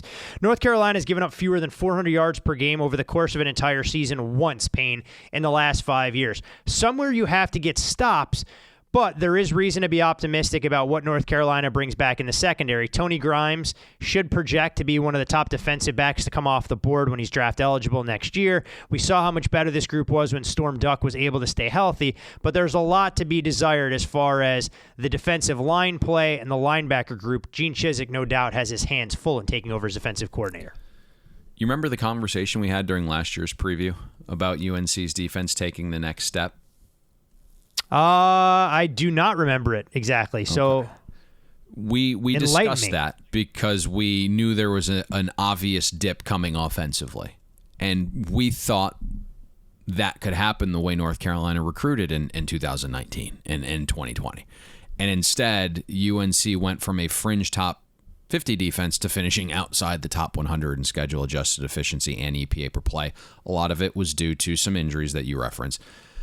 But there was just nothing but breakdowns that led to explosives. There were guys out of place. Guys didn't know their assignments. There's just no more excuses for this side of the ball, right? You have 12 blue chip recruits in the front 7 alone the last 3 recruiting cycles, right? D-line is supposed to be the best position group on the team this season. Talent-wise, no doubt. But, boy, you look at some of those numbers last year with many of these guys. 117th in stuffing runs, just a 9% front 7 havoc rate. Hopefully it all comes together.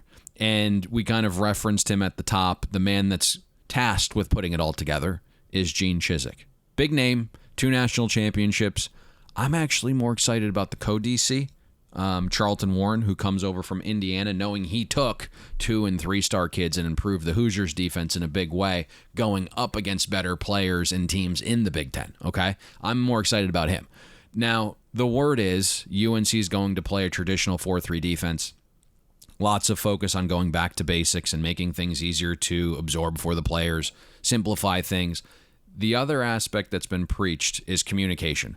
So Chizik is now forcing players to communicate in meetings, and apparently by spring practice number 9, guys were taking the communication from the meeting room to the field, and that's when breakdowns started to subside a little bit.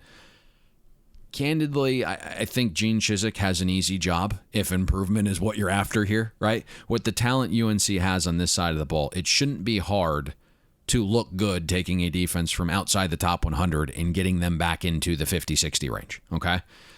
I think Gene Chizik is a fine defensive mind. I'm not as high on him as everyone else. Obviously, again, won a national championship with Cam Newton at Auburn, but if you put his defenses under a microscope, they regressed metrically every single one of his 4 years at Auburn. And the defense was better the year before he got to Auburn and the year after he left Auburn. Okay? UNC fans may appreciate Chizik more. He was obviously UNC's DC in 15 and 16. He inherited a unit that was 108th in defensive efficiency in 15, and then they improved to 51st. And then in 2016, they jumped again to 41st in efficiency. If that's kind of the range he can get you back into, that's awesome. There's also some good opportunity here to gain confidence early, right? 4 of the 5 first games UNC faces offenses we project outside the top 55 in efficiency. The lone exception, Notre Dame, who you get at home and is breaking in a new quarterback. Here's kind of my overarching vibe, Todd. I think UNC's offense maybe takes a very small step back with question marks at quarterback, O-line, and running back. Some depth concerns at receiver. Offense, we know, kind of equates to winning 4 times more than defense. Defense should improve, but won't be elite by any stretch. A lot of people know my feelings on Mac Brown by now, right? You look at this resume, and it's like, how did this happen? You know, UNC, he gets the job there his very first time after going 11-23 at Tulane. And then UNC gave Mac a 5th year after starting 15-28. And now he's 51-38 his last 7 seasons between Texas and North Carolina. I know a championship with Vince Young was sprinkled in there. I don't think he can coach a lick. And sure, the conversation is really different now that FanDuel is using 6.5 wins. But the Tar Heels opened up 8. Okay? So that kind of tells you everything you need to know. Yeah, 1.5 point move on your win total is not exactly a ringing endorsement that the professional bettor community thinks you're going to put together a season for the ages. And to your point, talking about Mac Brown, an affable, good recruiter, Southern gentleman, we can use whatever adjective you want to describe him, but the football merits have not been on full display. I know North Carolina has raised its overall recruiting profile, but eventually some of those recruits have to lend themselves to actual tangible victories on a football field. We haven't seen it just yet. Good time to remind all of you, our loyal listeners, follow Payne on Twitter at Payne Insider. I am Todd Furman. You can follow me there. Most importantly, follow the podcast at BetTheBoardPod. And if you haven't already done so, go to FanDuel.com. Use the promo code BetTheBoard. Take advantage of all the great line offerings FanDuel has available, not just for college and pro football, but also some of the other sports going on throughout the course of the summer months. Boston College paying 35-1 to win the ACC at FanDuel Sportsbook, 18-1 to win the Atlantic Division, and their win total sits at 6.5. Jeff Hafley has no doubt turned around the overall direction of where this program is headed after firing Steve Adazio. They did sign back-to-back top 40 classes for the first time since 2007-2008. However, they have to replace a ton of production from last season, specifically along the offensive line. But if there's reason for optimism in Chestnut Hill, John McNulty has to put the ball in Phil Jurkovic's hands and has to hope, more importantly, that those hands stay healthy and on the football field for 12 regular season games this year. I see what you did there. Very nice. You like? I like that. There you go. Walk off. I'm Costanza. I'm going on a high note. So I think the biggest points worth discussing for Boston College's offense is you do have to adjust your priors because of that injury, right? Knowing that Phil Jurkovich only played 19 of a possible 49 quarters, and of those 19 quarters Jurkovich played, he was healthy for 8 of them. Came back early, had little to no zip on the ball after that surgery on his throwing hand. So I've seen offensive projections where Boston College is hovering around 85th. That's hard for me to fathom if Jurkovich and Zay Flowers are both healthy. You have Jalen Gill, solid piece and starter.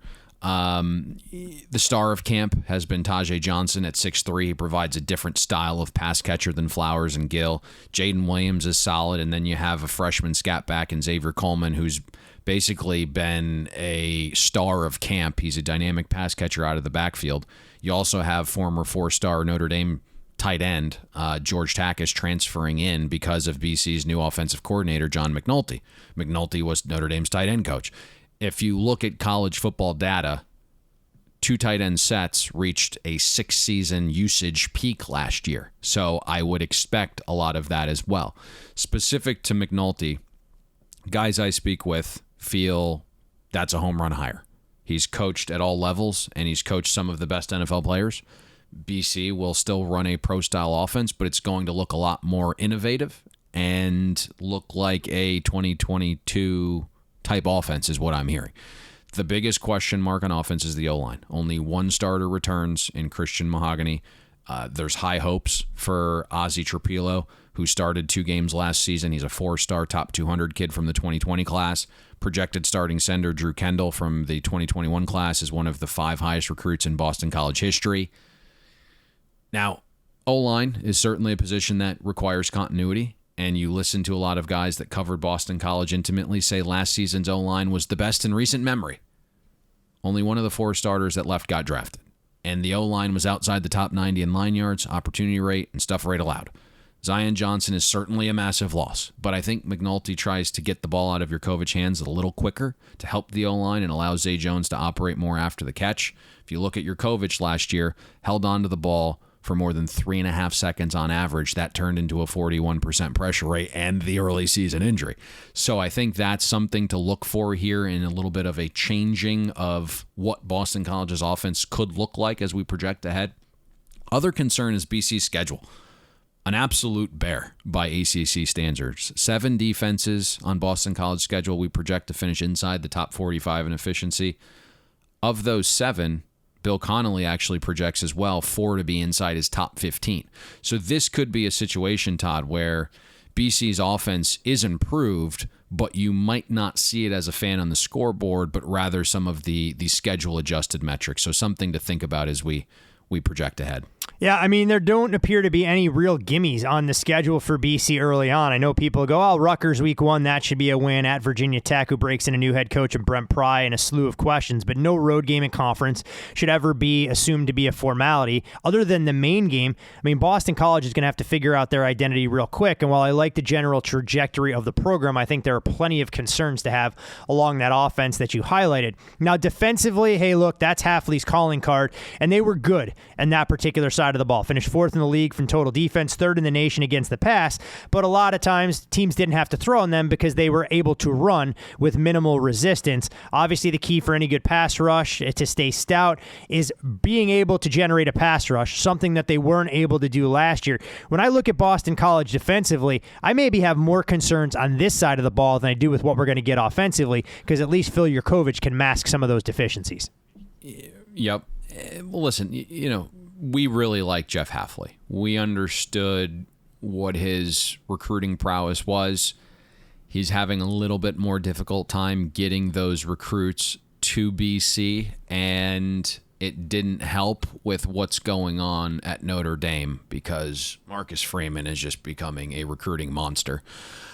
However, this is year 3, as I referenced, right? Everyone, I think, is excited about that because Hafley's ability to coach and teach defense is off the charts, right?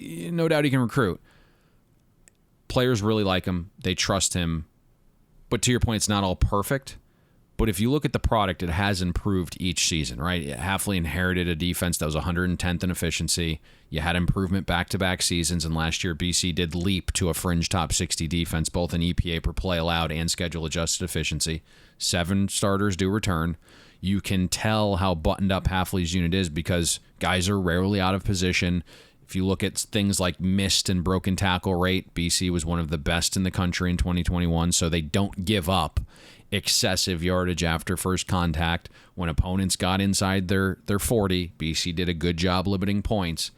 But I think to your point, if BC's defense is going to make that year 3 leap that is really impactful, they have to figure out how to pressure the quarterback. And data suggests it correlates to wins a notch below quarterback play. And BC graded out 126th of 130 teams in pass rush grade, just a 9% front 7 havoc rate. And when you don't make quarterbacks and offenses uncomfortable, you don't get takeaways, and that was another problem for Boston College last season. So that's really, it's like, where can Hafley take this unit based on the current talent? And so do you go from 60th to a fringe top 40 defense? That's awesome. Does that make up for the potential O-line issues that BC has up front on the offensive side? We'll see. There is some talent there.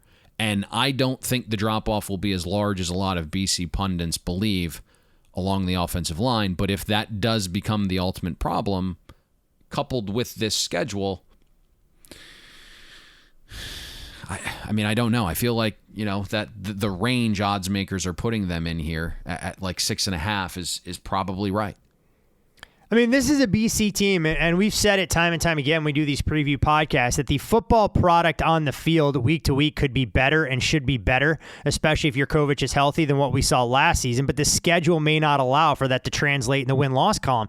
And while it's tough for a lot of college football fans to necessarily grasp, it's one of the biggest things that we look at in assessing the overall power profiles, when to bet on some of these teams, when to bet against, that a team can be significantly better, but it may not show up in terms of their overall record. You're spot on, and not to sound like a homer, but it's just because something I'm very close with. We've already talked about Florida State. Win total went from 7.5 to 6.5. However, if they had Virginia's schedule, they'd be a favorite in 10 games. Right? So like, schedule matters. It's why we keep bringing up schedule all the time. It's why we reference it virtually with every single team, either one side of the ball, both, or overall. Schedule with college football, because these unbalanced schedules, right? Like, you have to factor that in. It's kind of like the number one thing. Returning production's obviously key, but I think that gets a little bit exaggerated because a lot of people don't take the second step to figuring out production, right? There's a difference. And I think there's a difference at every program, right? Like the idea of a third or fourth year guy coming back that is a fringe draft pick returning to a middling Power 5 team is massive to get him back at the college level. Could be a little bit different for a team that's loaded, right? Maybe the 5-star freshman's better than the guy who's lingered around the program and contributed a couple pieces of production the year prior, right? So it's like, schedule's more important. Production obviously plays a role, but I think a lot of people don't know how to gauge production the best. Well, if there's one team that hasn't had production the last handful of seasons, it's located in Blacksburg, Virginia, where the Virginia Tech Hokies paying her 50-1 to win the ACC this season. The irony being here, you look at their odds, they're obviously significantly shorter to win the Coastal Division, and their win total sits at 6.5. You do have to lay $1.60 to go under at FanDuel, where Brent Pry will usher in a new era after Justin Fuente fired after 6 seasons at the helm. Change in culture desperately needed after the program has kind of gone off the rails. When you look at Virginia Tech, just 73-58 since 2011, under 500 in 3 out of the last 4 seasons. And Brent Pry wasn't shy. He said, we can't be afraid of hard conversations. Everybody in here has weaknesses, including myself. It's all about starting at those head on and addressing them, and let's go work through them and use to strengthen them. We talked about getting worse before you can get better, and sometimes new head coaches have to instill a new culture. You get rid of some of the other element, and no greater illustration than what took place at Virginia Tech with a mass exodus of offensive skill position talent. Braxton Burmeister transfers to San Diego State. Trey Turner gone. Travian Robinson heads off to Kentucky. Raheem Blackshear gone. Burmeister was the second leading rusher. So you're talking about a quarterback picture that remains largely unsettled, but it appears that Grant Wells has the inside track after spring. But things in Virginia Tech, they're not going to forget Michael Vick anytime soon. When you look at the Hokies, I don't think we have to do a deep dive here, but is there something that stuck out to you when you were trying to assess what we can expect from them this season? I think the biggest shock to me is that Fuente didn't work out. Yeah, that was an unmitigated disaster, and it was a hire, to be quite honest, that I lauded at the time. I thought it was an absolute steal bringing him over from Memphis. So it just goes to show, sometimes for as knee deep as we are in all of this stuff, whether it's a personality, whether it's other things that we don't see that meet the eye, just was not a good fit, and I'll admit I was completely wrong there. A lot of juiced-in college football guys felt the same way as you did. Now, transitioning to Brent Pry, he brings in guys he's familiar with on the offensive side, right? Tyler Bowen, he was a tight ends coach in Jacksonville last season. Not really a ringing endorsement, but Bowen spent time with Pry at Penn State in 2019. Bowen was the interim offensive coordinator for Penn State, led that offense to top 15 efficiency rating. Brad Glenn will be the quarterback's coach and passing game coordinator, comes over from Georgia State. That was an offense that averaged over 33 points a game in 2020. Some know Brad Glenn from his time at Appalachian State, where he helped a quarterback named Armani Edwards become the only player in college football history to pass for over 10,000 yards and rush for 4,000 more. Joe Rudolph, new O-line coach and run game coordinator, comes over from Wisconsin. Based on what I saw in the spring game, have read and heard, I would expect Vatek's offense to be spread, shotgun, RPO-based, but they will want to run to be balanced. There was this quote from Brent Pry this offseason when asked about his offense, and he said, we need to be able to run the ball against loaded boxes. When you have a DC as your head coach, you add guys to your offensive staff from Wisconsin, and we're unsure of the weapons outside. We probably have to believe what Pry is saying about wanting to run the ball. You mentioned Grant Wells transfers in from Marshall. He is the leader in the clubhouse for the quarterback's job. It didn't really look overly close in the spring game either, but then again, I'm not at every practice. He graded out top 50 among quarterbacks with at least 300 dropbacks. He's far more efficient throwing with a play fake element, about 7% more accurate, so the RPO system should suit him well. Ball security is key there. He has a tendency to turn it over. Wells did hit 2 explosive touchdowns in the spring game, but again, he's kind of got this propensity to throw the ball into traffic and turn it over a little bit. I think there's question marks that I alluded to at receiver, past Jaden Blue, the Temple transfer. Caleb Smith showed out in the spring game. Lofton's had a nice summer. The second big question mark with the Hokies offense is line play. 3 of the top 4 O-linemen are gone. Joe Rudolph says he feels okay about the first 5, but the unit has 0 depth, so worth mentioning as the season goes on if attrition strikes to kind of adjust your power numbers there because there's not a lot of depth at O-line. Vatek only has 2 scholarship tackles on the roster, okay? And they weren't great in pass protection last season. They finished 123rd in passing down sack rate.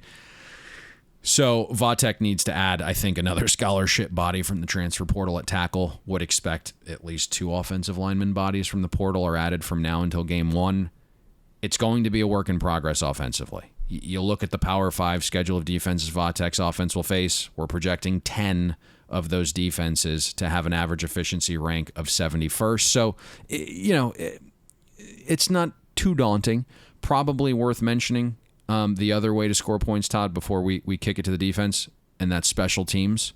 Vatek does not have a kicker on the roster that's attempted a live in-game field goal, so something to monitor there as well. Kicking in the college game is overrated. Just go for 2 and try and put your opponents behind the 8 ball right from the start. You mentioned the defense here for Virginia Tech. I mean, Chris Marv, the defensive coordinator, this group no doubt has to start making plays. They were 10th in the ACC in both sacks and tackles for lost yardage a season ago, and you don't have the services of defensive end Amari Barno, who's arguably the most disruptive player on the roster. Just 16 sacks last season against ACC opponents. Only once, Payne, in the last 4 years has Virginia Tech cracked the top 40 in yards per play allowed. 36th in 2019. Frightening drop-offs when you consider where this program was as a mainstay under Bud Foster's leadership. In the other years not mentioned, 115th in 2018, 95th in 2020, and 92nd in 2021. We know this is where Brent Pry is going to try and put his fingerprints all over the stop unit. I'm just not sure it's going to happen in year 0. We shall see. That's his specialty. His units at Penn State were fantastic. He's also worked under Bud Foster as a grad assistant for 3 seasons, so those are his ties to the Hokies program. I think when you look at Pry, what we are hearing is not only is he going to handle the coaching duties, but he plans on being the defensive play caller as well. Let's see how that shakes out. It's a lot of responsibility, a lot of wearing of many hats.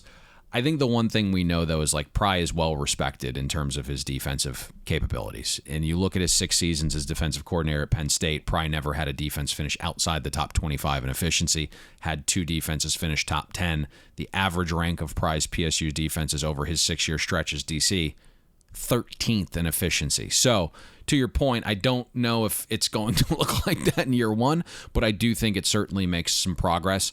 If there's buy-in, energy and effort goes a long way on defense. I think Pry I was listening to a presser, I think a couple of weeks ago it was, and people were asking what, people should expect from his defense, and basically he responded, throw on the Penn State tape. That's what we want to be defensively. The fortunate thing here is Vatek does return 7 starters and nearly 80% of its defensive production. The principles should be somewhat the same. I would expect to see an increase in zone coverage. He also blitzed on roughly 38% of snaps over his 6 seasons at Penn State. Nothing too crazy, but expect those kind of things. Vatek struggled on early downs defensively last season. They're undersized up front. The body composition kind of matched the metrics. Tech was outside the top 100 in defensive line yards, opportunity rate. They gave up a bunch of explosive runs, which led to a ranking outside the top 90 in EPA per rush allowed. When I look at Tech's schedule and their 10 FBS games, we're projected the Hokies defense to face an average ranked offense of 49th in efficiency.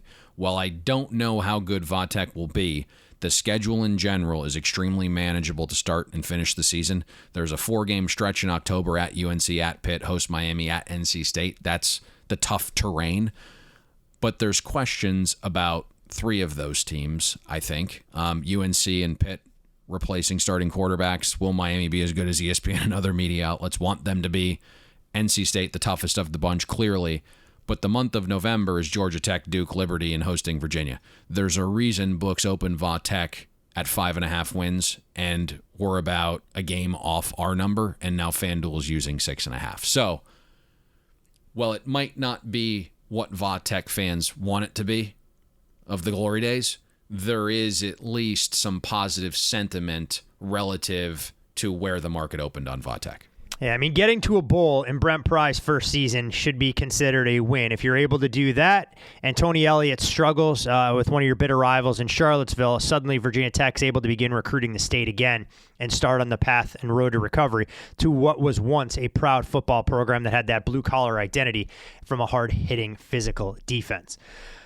Virginia Tech has their work cut out for them, so there aren't exactly high expectations there, but they are for the defending ACC champions in the Pittsburgh Panthers, who are listed at 14-1 to win the ACC at FanDuel Sportsbook, 3-1 to come out of the Coastal, and their win total sits at 7.5 over -170. Let's hope all of our listeners happen to listen to the offseason podcast where we told you which way this win total was going, and it has moved fast. For Pittsburgh, they'll have to replace Kenny Pickett. Of course, he was drafted in the first round by the hometown Pittsburgh Steelers. Jordan Addison out of the Steel City, off to greener pastures in Los Angeles. A major hole for this team to fill offensively. 74th in recruiting ranking, one of the worst ever, albeit an extremely small class there. In comes USC transfer Keaton Slovis to try and compete for the starting job with Nick Patty. You have to believe Slovis has the inside track. Gone is Davis Bevel out to Oklahoma. Frank Sinetti takes over for Mark Whipple. You have to think that Pitt's going to run the football, or at least try to be much more effective in that regard. When you look at the Panthers, I know we covered them, about 6-8 weeks ago, so I don't want to spend a ton of time here either. This offense has to take a step back. We can't assume that Slovis will regain that USC freshman form and do what Kenny Pickett did for the Pittsburgh Panthers offense a season ago. Yes, we can be quick here. Pittsburgh is not the kind of program that can lose the 20th overall pick in the NFL draft, the most important position on the field, along with a round 1 receiver type like Addison, and there not be drop-off. There's also the transition in offensive philosophy that the guys are going to have to learn, right? Mark Whipple led this chuck and duck offense and left for Nebraska. In comes Frank Signetti Jr., who runs a completely different pro-style offense. He's a Dave Wanstead disciple. So you should expect far more running this season because that's his vibe, but it's also the best thing for this offense when you look at 5 offensive line returners and 2 very good backs. It does make sense, right? Just kind of with the configuration that's the style of offense. So you really want to adjust maybe some kind of, I think initially what we're going to see is maybe their totals open a touch higher than they should. We'll see. But something to kind of think about there. Quickly on defense, a ton of production returns along the D-line and secondary. This does feel like a unit that can hold serve and be a fringe top 25 type defense. Now, we already gave out Pitt under 9 as the best bet on our last podcast in May. And I think it just comes back to Pat Narduzzi for me. He's eclipsed 8 wins just once in his 8 seasons at Pitt. You go from hunter to the hunted after an ACC championship. There's not really a home field advantage in their NFL shared stadium. We think the ACC ticks up as a whole with all the returning quarterbacks. Stock arrow up on a few teams on Pitt's schedule. Tennessee, Va Tech, Cuse, Miami, Louisville all point up. Back-to-back road trips to Ville and UNC, who will both have 2 weeks to prepare for Pitt, plus a trip to Virginia. Clearly the market agrees to this point with our assessment, and hopefully everyone got down when we said to, because as you alluded to, Todd, FanDuel is now dealing 7.5. I think there probably are some guys that are going to try to middle that, under 9.5, 9, back over 7.5. Again, we feel really good about what we gave out on this podcast like we usually do. At the current number, I don't really want people ramming and jamming under 7.5 here. And I think the big question, Todd, is something we discussed. Were you nice and waited to bet the total we gave out? And you're thinking about ramming and jamming at 7.5, or did you nibble a little bit at 9? You son of a bitch. No, I was nice and I waited. And I got a shit number compared to a lot of our listeners because I wanted people to have a chance to get down.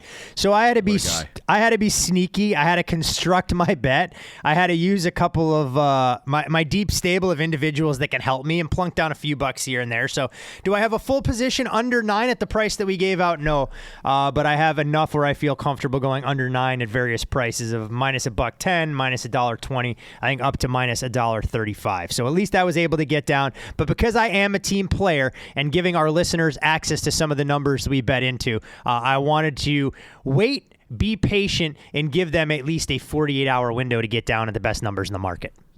What a guy. And we kind of routinely do this with the podcast where we have the rest section, all the teams that have win totals in the 3.5, 4.5, 5.5, 7.5 win range. If we talked about every single team in depth, we'd be here 4 hours. Is there any one that we haven't discussed to this point that intrigues you to the positive or negative? Well, I mean, honestly, we've already been here for about 2 hours. So what's the difference if we go another 2 hours? Here's the thing. 2 hours to get through the entire conference. Last year's ACC preview was 1 hour and 58 minutes. We are 11 minutes under that threshold. Oh, so and I think we've provided more information. I told you this was going to be long, and we usually have more information on Miami and Florida State. So this was projected to be long. Fortunately, your travel companion, you jettisoned her from the hotel room. Yes. That you're recording from. So kudos to her for that. That is correct. She was the ultimate team player here. She decided she would find a coffee shop and go patrol the streets of Portland, Maine to find a spot where she could work rather than listening to you and I drone on and on about the ACC. So it definitely takes teamwork to make some of these podcasts work, especially when you're on the road. But you're right. When you look at the rest of the conference... Not to cut you off and, sure. and go to... I'm sure she loved to go to a coffee shop, somewhere that didn't offer seafood, where you've taken her for dinner basically every night. She has been a trooper. I mean, throughout this trip that'll end up totaling about 11 days, I think, when all is said and done, through Boston, through Western Mass, through Portland, Maine, and down through Jersey. It has been extremely seafood heavy. First off, I want to thank a lot of our loyal listeners and those folks that interact on social media. I got outstanding restaurant recommendations for people in Portland, and I had no idea what was going to come back in the way of feedback. Had some great oysters, some lobster rolls, some fish sandwiches. All things that I know are first in the top of the pain pecking order when you go out to a restaurant and have a chance to order. So she has no doubt been a trooper, and breakfast sandwiches from small, locally sourced establishments are much more in her wheelhouse than getting New England-style oysters piled up in droves on her plate. Beautiful. All right. So, any team that stands out to you in the rest of the ACC? So I think this league, I mean, you talked about the parity and some of the quarterback play, and it's what makes the bottom of this league, especially two programs, going to be fascinating to watch. I mean, Virginia brings back Brennan Armstrong. He's a guy that was, I believe you guys had in the top 10 in EPA for a good portion of last season, but that's not the direction I want to go in. I'm not necessarily a believer in Tony Elliott being able to take over as a program leader. Still not exactly what transpired with why Bronco Mendenhall decided to leave almost what felt like in the 23rd hour. So Virginia will be a team to watch. But I do think there's a coach that really is on the hot seat. Another hire that we lauded at the time when Louisville brought in Coach Satterfield. We thought that he was a guy that could give Louisville some of the stability that they desperately needed in the wake of an unceremonious exit of Bobby Petrino and some of the other coaches that had been there before. For Louisville, Malik Cunningham returns, fourth season as a starter. When you look at what Cunningham did in ACC-only games last year, he led all quarterbacks in the conference in yards per attempt and averaged more than 320 total yards per game. 20 rushing touchdowns last season, just one behind what Lamar Jackson had for the most by a Power 5 quarterback since 2014. And when you look at what his PFF grade was, it was better than 90 as a rusher last season. Actually, only Sam Howell was better. all the Louisville coaches believe that this offense can be the most explosive that we've seen from them at Papa John Stadium, or whatever the hell it's called these days, the last couple of years. Now, obviously, that takes a little bit of a blow. You lose Tyler Harrell transferring out, and when you're bringing in a guy like Tyler Hudson from Central Arkansas, yes, he's very decorated at the FCS level, but it's a lot different when you're stepping up in class playing in the ACC. Marshawn Ford at tight end, I think this is the key cog for what this team wants to be able to accomplish. He has to be the most reliable threat for what Malik Cunningham wants to try and be able to get done. Offensive line continuity is there. I think the biggest question, Payne, that I have for Louisville is on the defensive side. If they're able to get some defensive play, their schedule, while not easy early on, they have a winnable game out of the gates against Syracuse. They go to UCF, where Say it. gets a little bit of revenge. Florida State at home, and then USF. I think Louisville's a team that if they're able to build positive momentum early on, and Brian Brown in his fourth year as defensive coordinator can get this group to at least make modest improvements, this is a team that has a chance to flirt with bowl eligibility, and I think they can be a little bit of a point spread darling because they have one of the more explosive quarterbacks that can take over games in the entire conference. The win total has been bet over a little bit at 5.5 from a very respected bettor. So it looks like there's some agreement from that perspective. The schedule isn't overly daunting on the surface, although I do think Syracuse probably a little bit better than odds makers initially thought. UCF is interesting. Florida State in a make-or-break year. Boston College, we've outlined. Virginia is interesting. To your point, I'm not huge on Tony Elliott either. Pittsburgh, we think, will be down a touch, but still good. Wake Forest down a touch, but still good. You have James Madison on the schedule. NC State, we like. Kentucky on the schedule. Very tough, but in general, right, down probably a notch from a season ago. So there was some money that came in on this over. In terms of best bet, do we want to deliver one of those? Oh, well, I mean, how can we have a preseason podcast unless we wanted to go tell people to ram and jam the Pittsburgh Panthers under 7.5 at plus $1.50. But I have a sneaking suspicion, my good man, you're going in a very different direction, and one ACC fan base will not be all too thrilled when you deliver this proclamation. If money isn't an issue, this will be Jeff Collins' final year. And Georgia Tech AD Todd Stansberry did his. It should have been program. last year. It should have been last year. Should have been his last season for as bad as that team was down the stretch. Listen, whoever built this schedule should be the guy fired because it's ridiculous. I'm not a Jeff Collins truther, but I think most coaches wouldn't have made it out alive with the schedules that Georgia Tech's played, and this year is no different. Right now, we have Tech favored in 2 games, hosting Western Carolina and Duke. It's projected to be a top 10 schedule in the entire country in terms of difficulty. There's 2 other games, hosting Virginia and at Virginia Tech, where there's at least some semblance of a chance to win. Things are obviously subject to change with performance or injury the first 2 months of the season, but as it stands now, the Yellow Jackets will be about a 5-point dog hosting Virginia and an 8-point dog in Blacksburg to Virginia Tech. Both those programs undergoing a culture shift to the plus side. The rest of the schedule is a nightmare. There aren't really any winnable games or coin flips in the betting sense. The 8 remaining games on Georgia Tech's schedule, they're projected to be at least a 2-touchdown underdog in each. And in a massive year for Collins' future, he brought in 6 new coaches. Lots to learn in a short period while keeping up with tougher academic standards than most other ACC players have to. And then you look, Tech's outside the top 115 in returning production. Average football teams would have a difficult time going 5-7 against this schedule to beat us. And we have Georgia Tech power rated outside the top 85 right now. And probably worth more than this actual best bet going under 4.5 minus 60 is the discussion of win totals, right? Half points are worth more to college football win totals than the NFL simply because there's less games. We have them kind of tiered in the 60 to 75 cent range depending on situation that we kind of make internal adjustments for. Generally speaking, for ease, under 4.5 minus 60 or under 4 even is roughly the same bet. And as our listeners know, I'm not in love with giving out interest-free loans for 6 months. However, the sentiment among the guys at the very top of the food chain in the current moment is our dollars aren't worth the value on the front of the bill, and we're all looking for places to kind of put our money right now that don't have massive dips like we've seen with crypto or the S&P 500. We're not looking to get our money back in 6 months. If this lands 4, we want to win it. And so all the market conditions outside of the betting market have had us go with the extra half-point route if the value in numbers is equal. So if my options are Georgia Tech under 4.5 minus 20 and under 4 even, it's a completely different conversation. But when both prices equate to the half win being valued at the same 60 cents, we laid the juice and want the larger number this go around.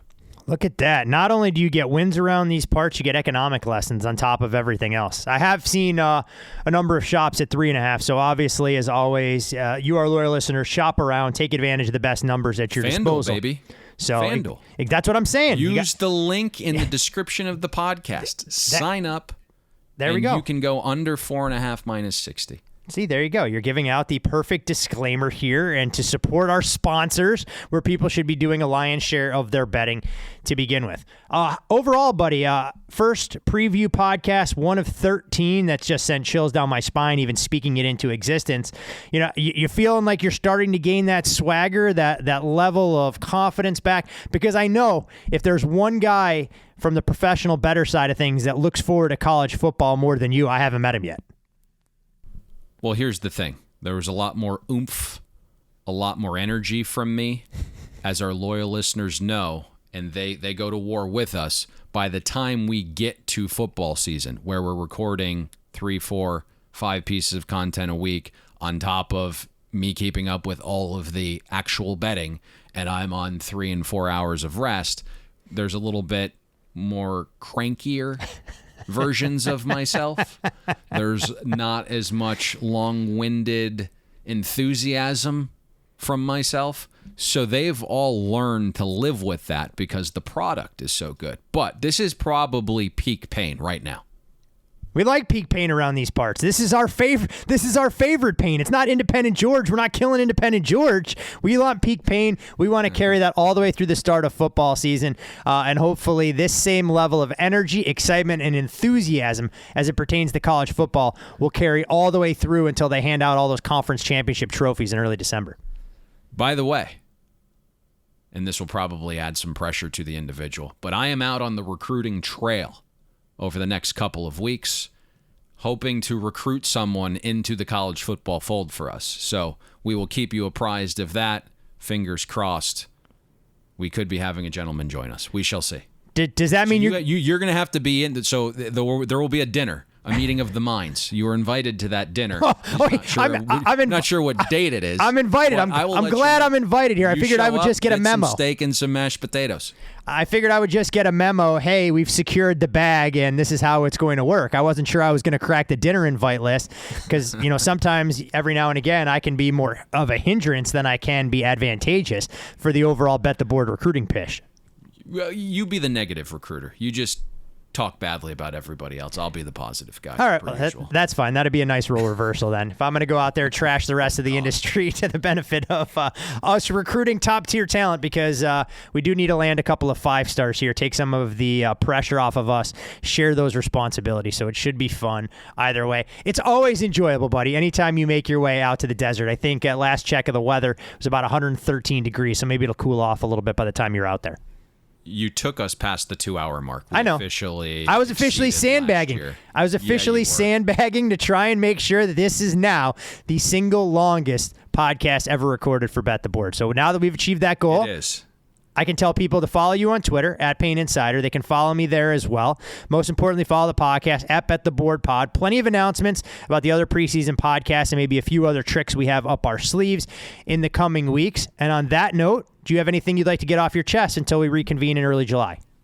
Let's get out of Dodge. All right. With a Georgia Tech win total ticket under 4.5, hopefully we'll see you at the window. Thanks for listening to Bet the Board. You can catch Todd and Payne every Monday, Wednesday, and Thursday during football season, breaking down the biggest NFL and college football games. And to make sure you don't miss any free best bets, subscribe to Bet the Board on iTunes, Google Play, Spotify, or wherever you listen to podcasts.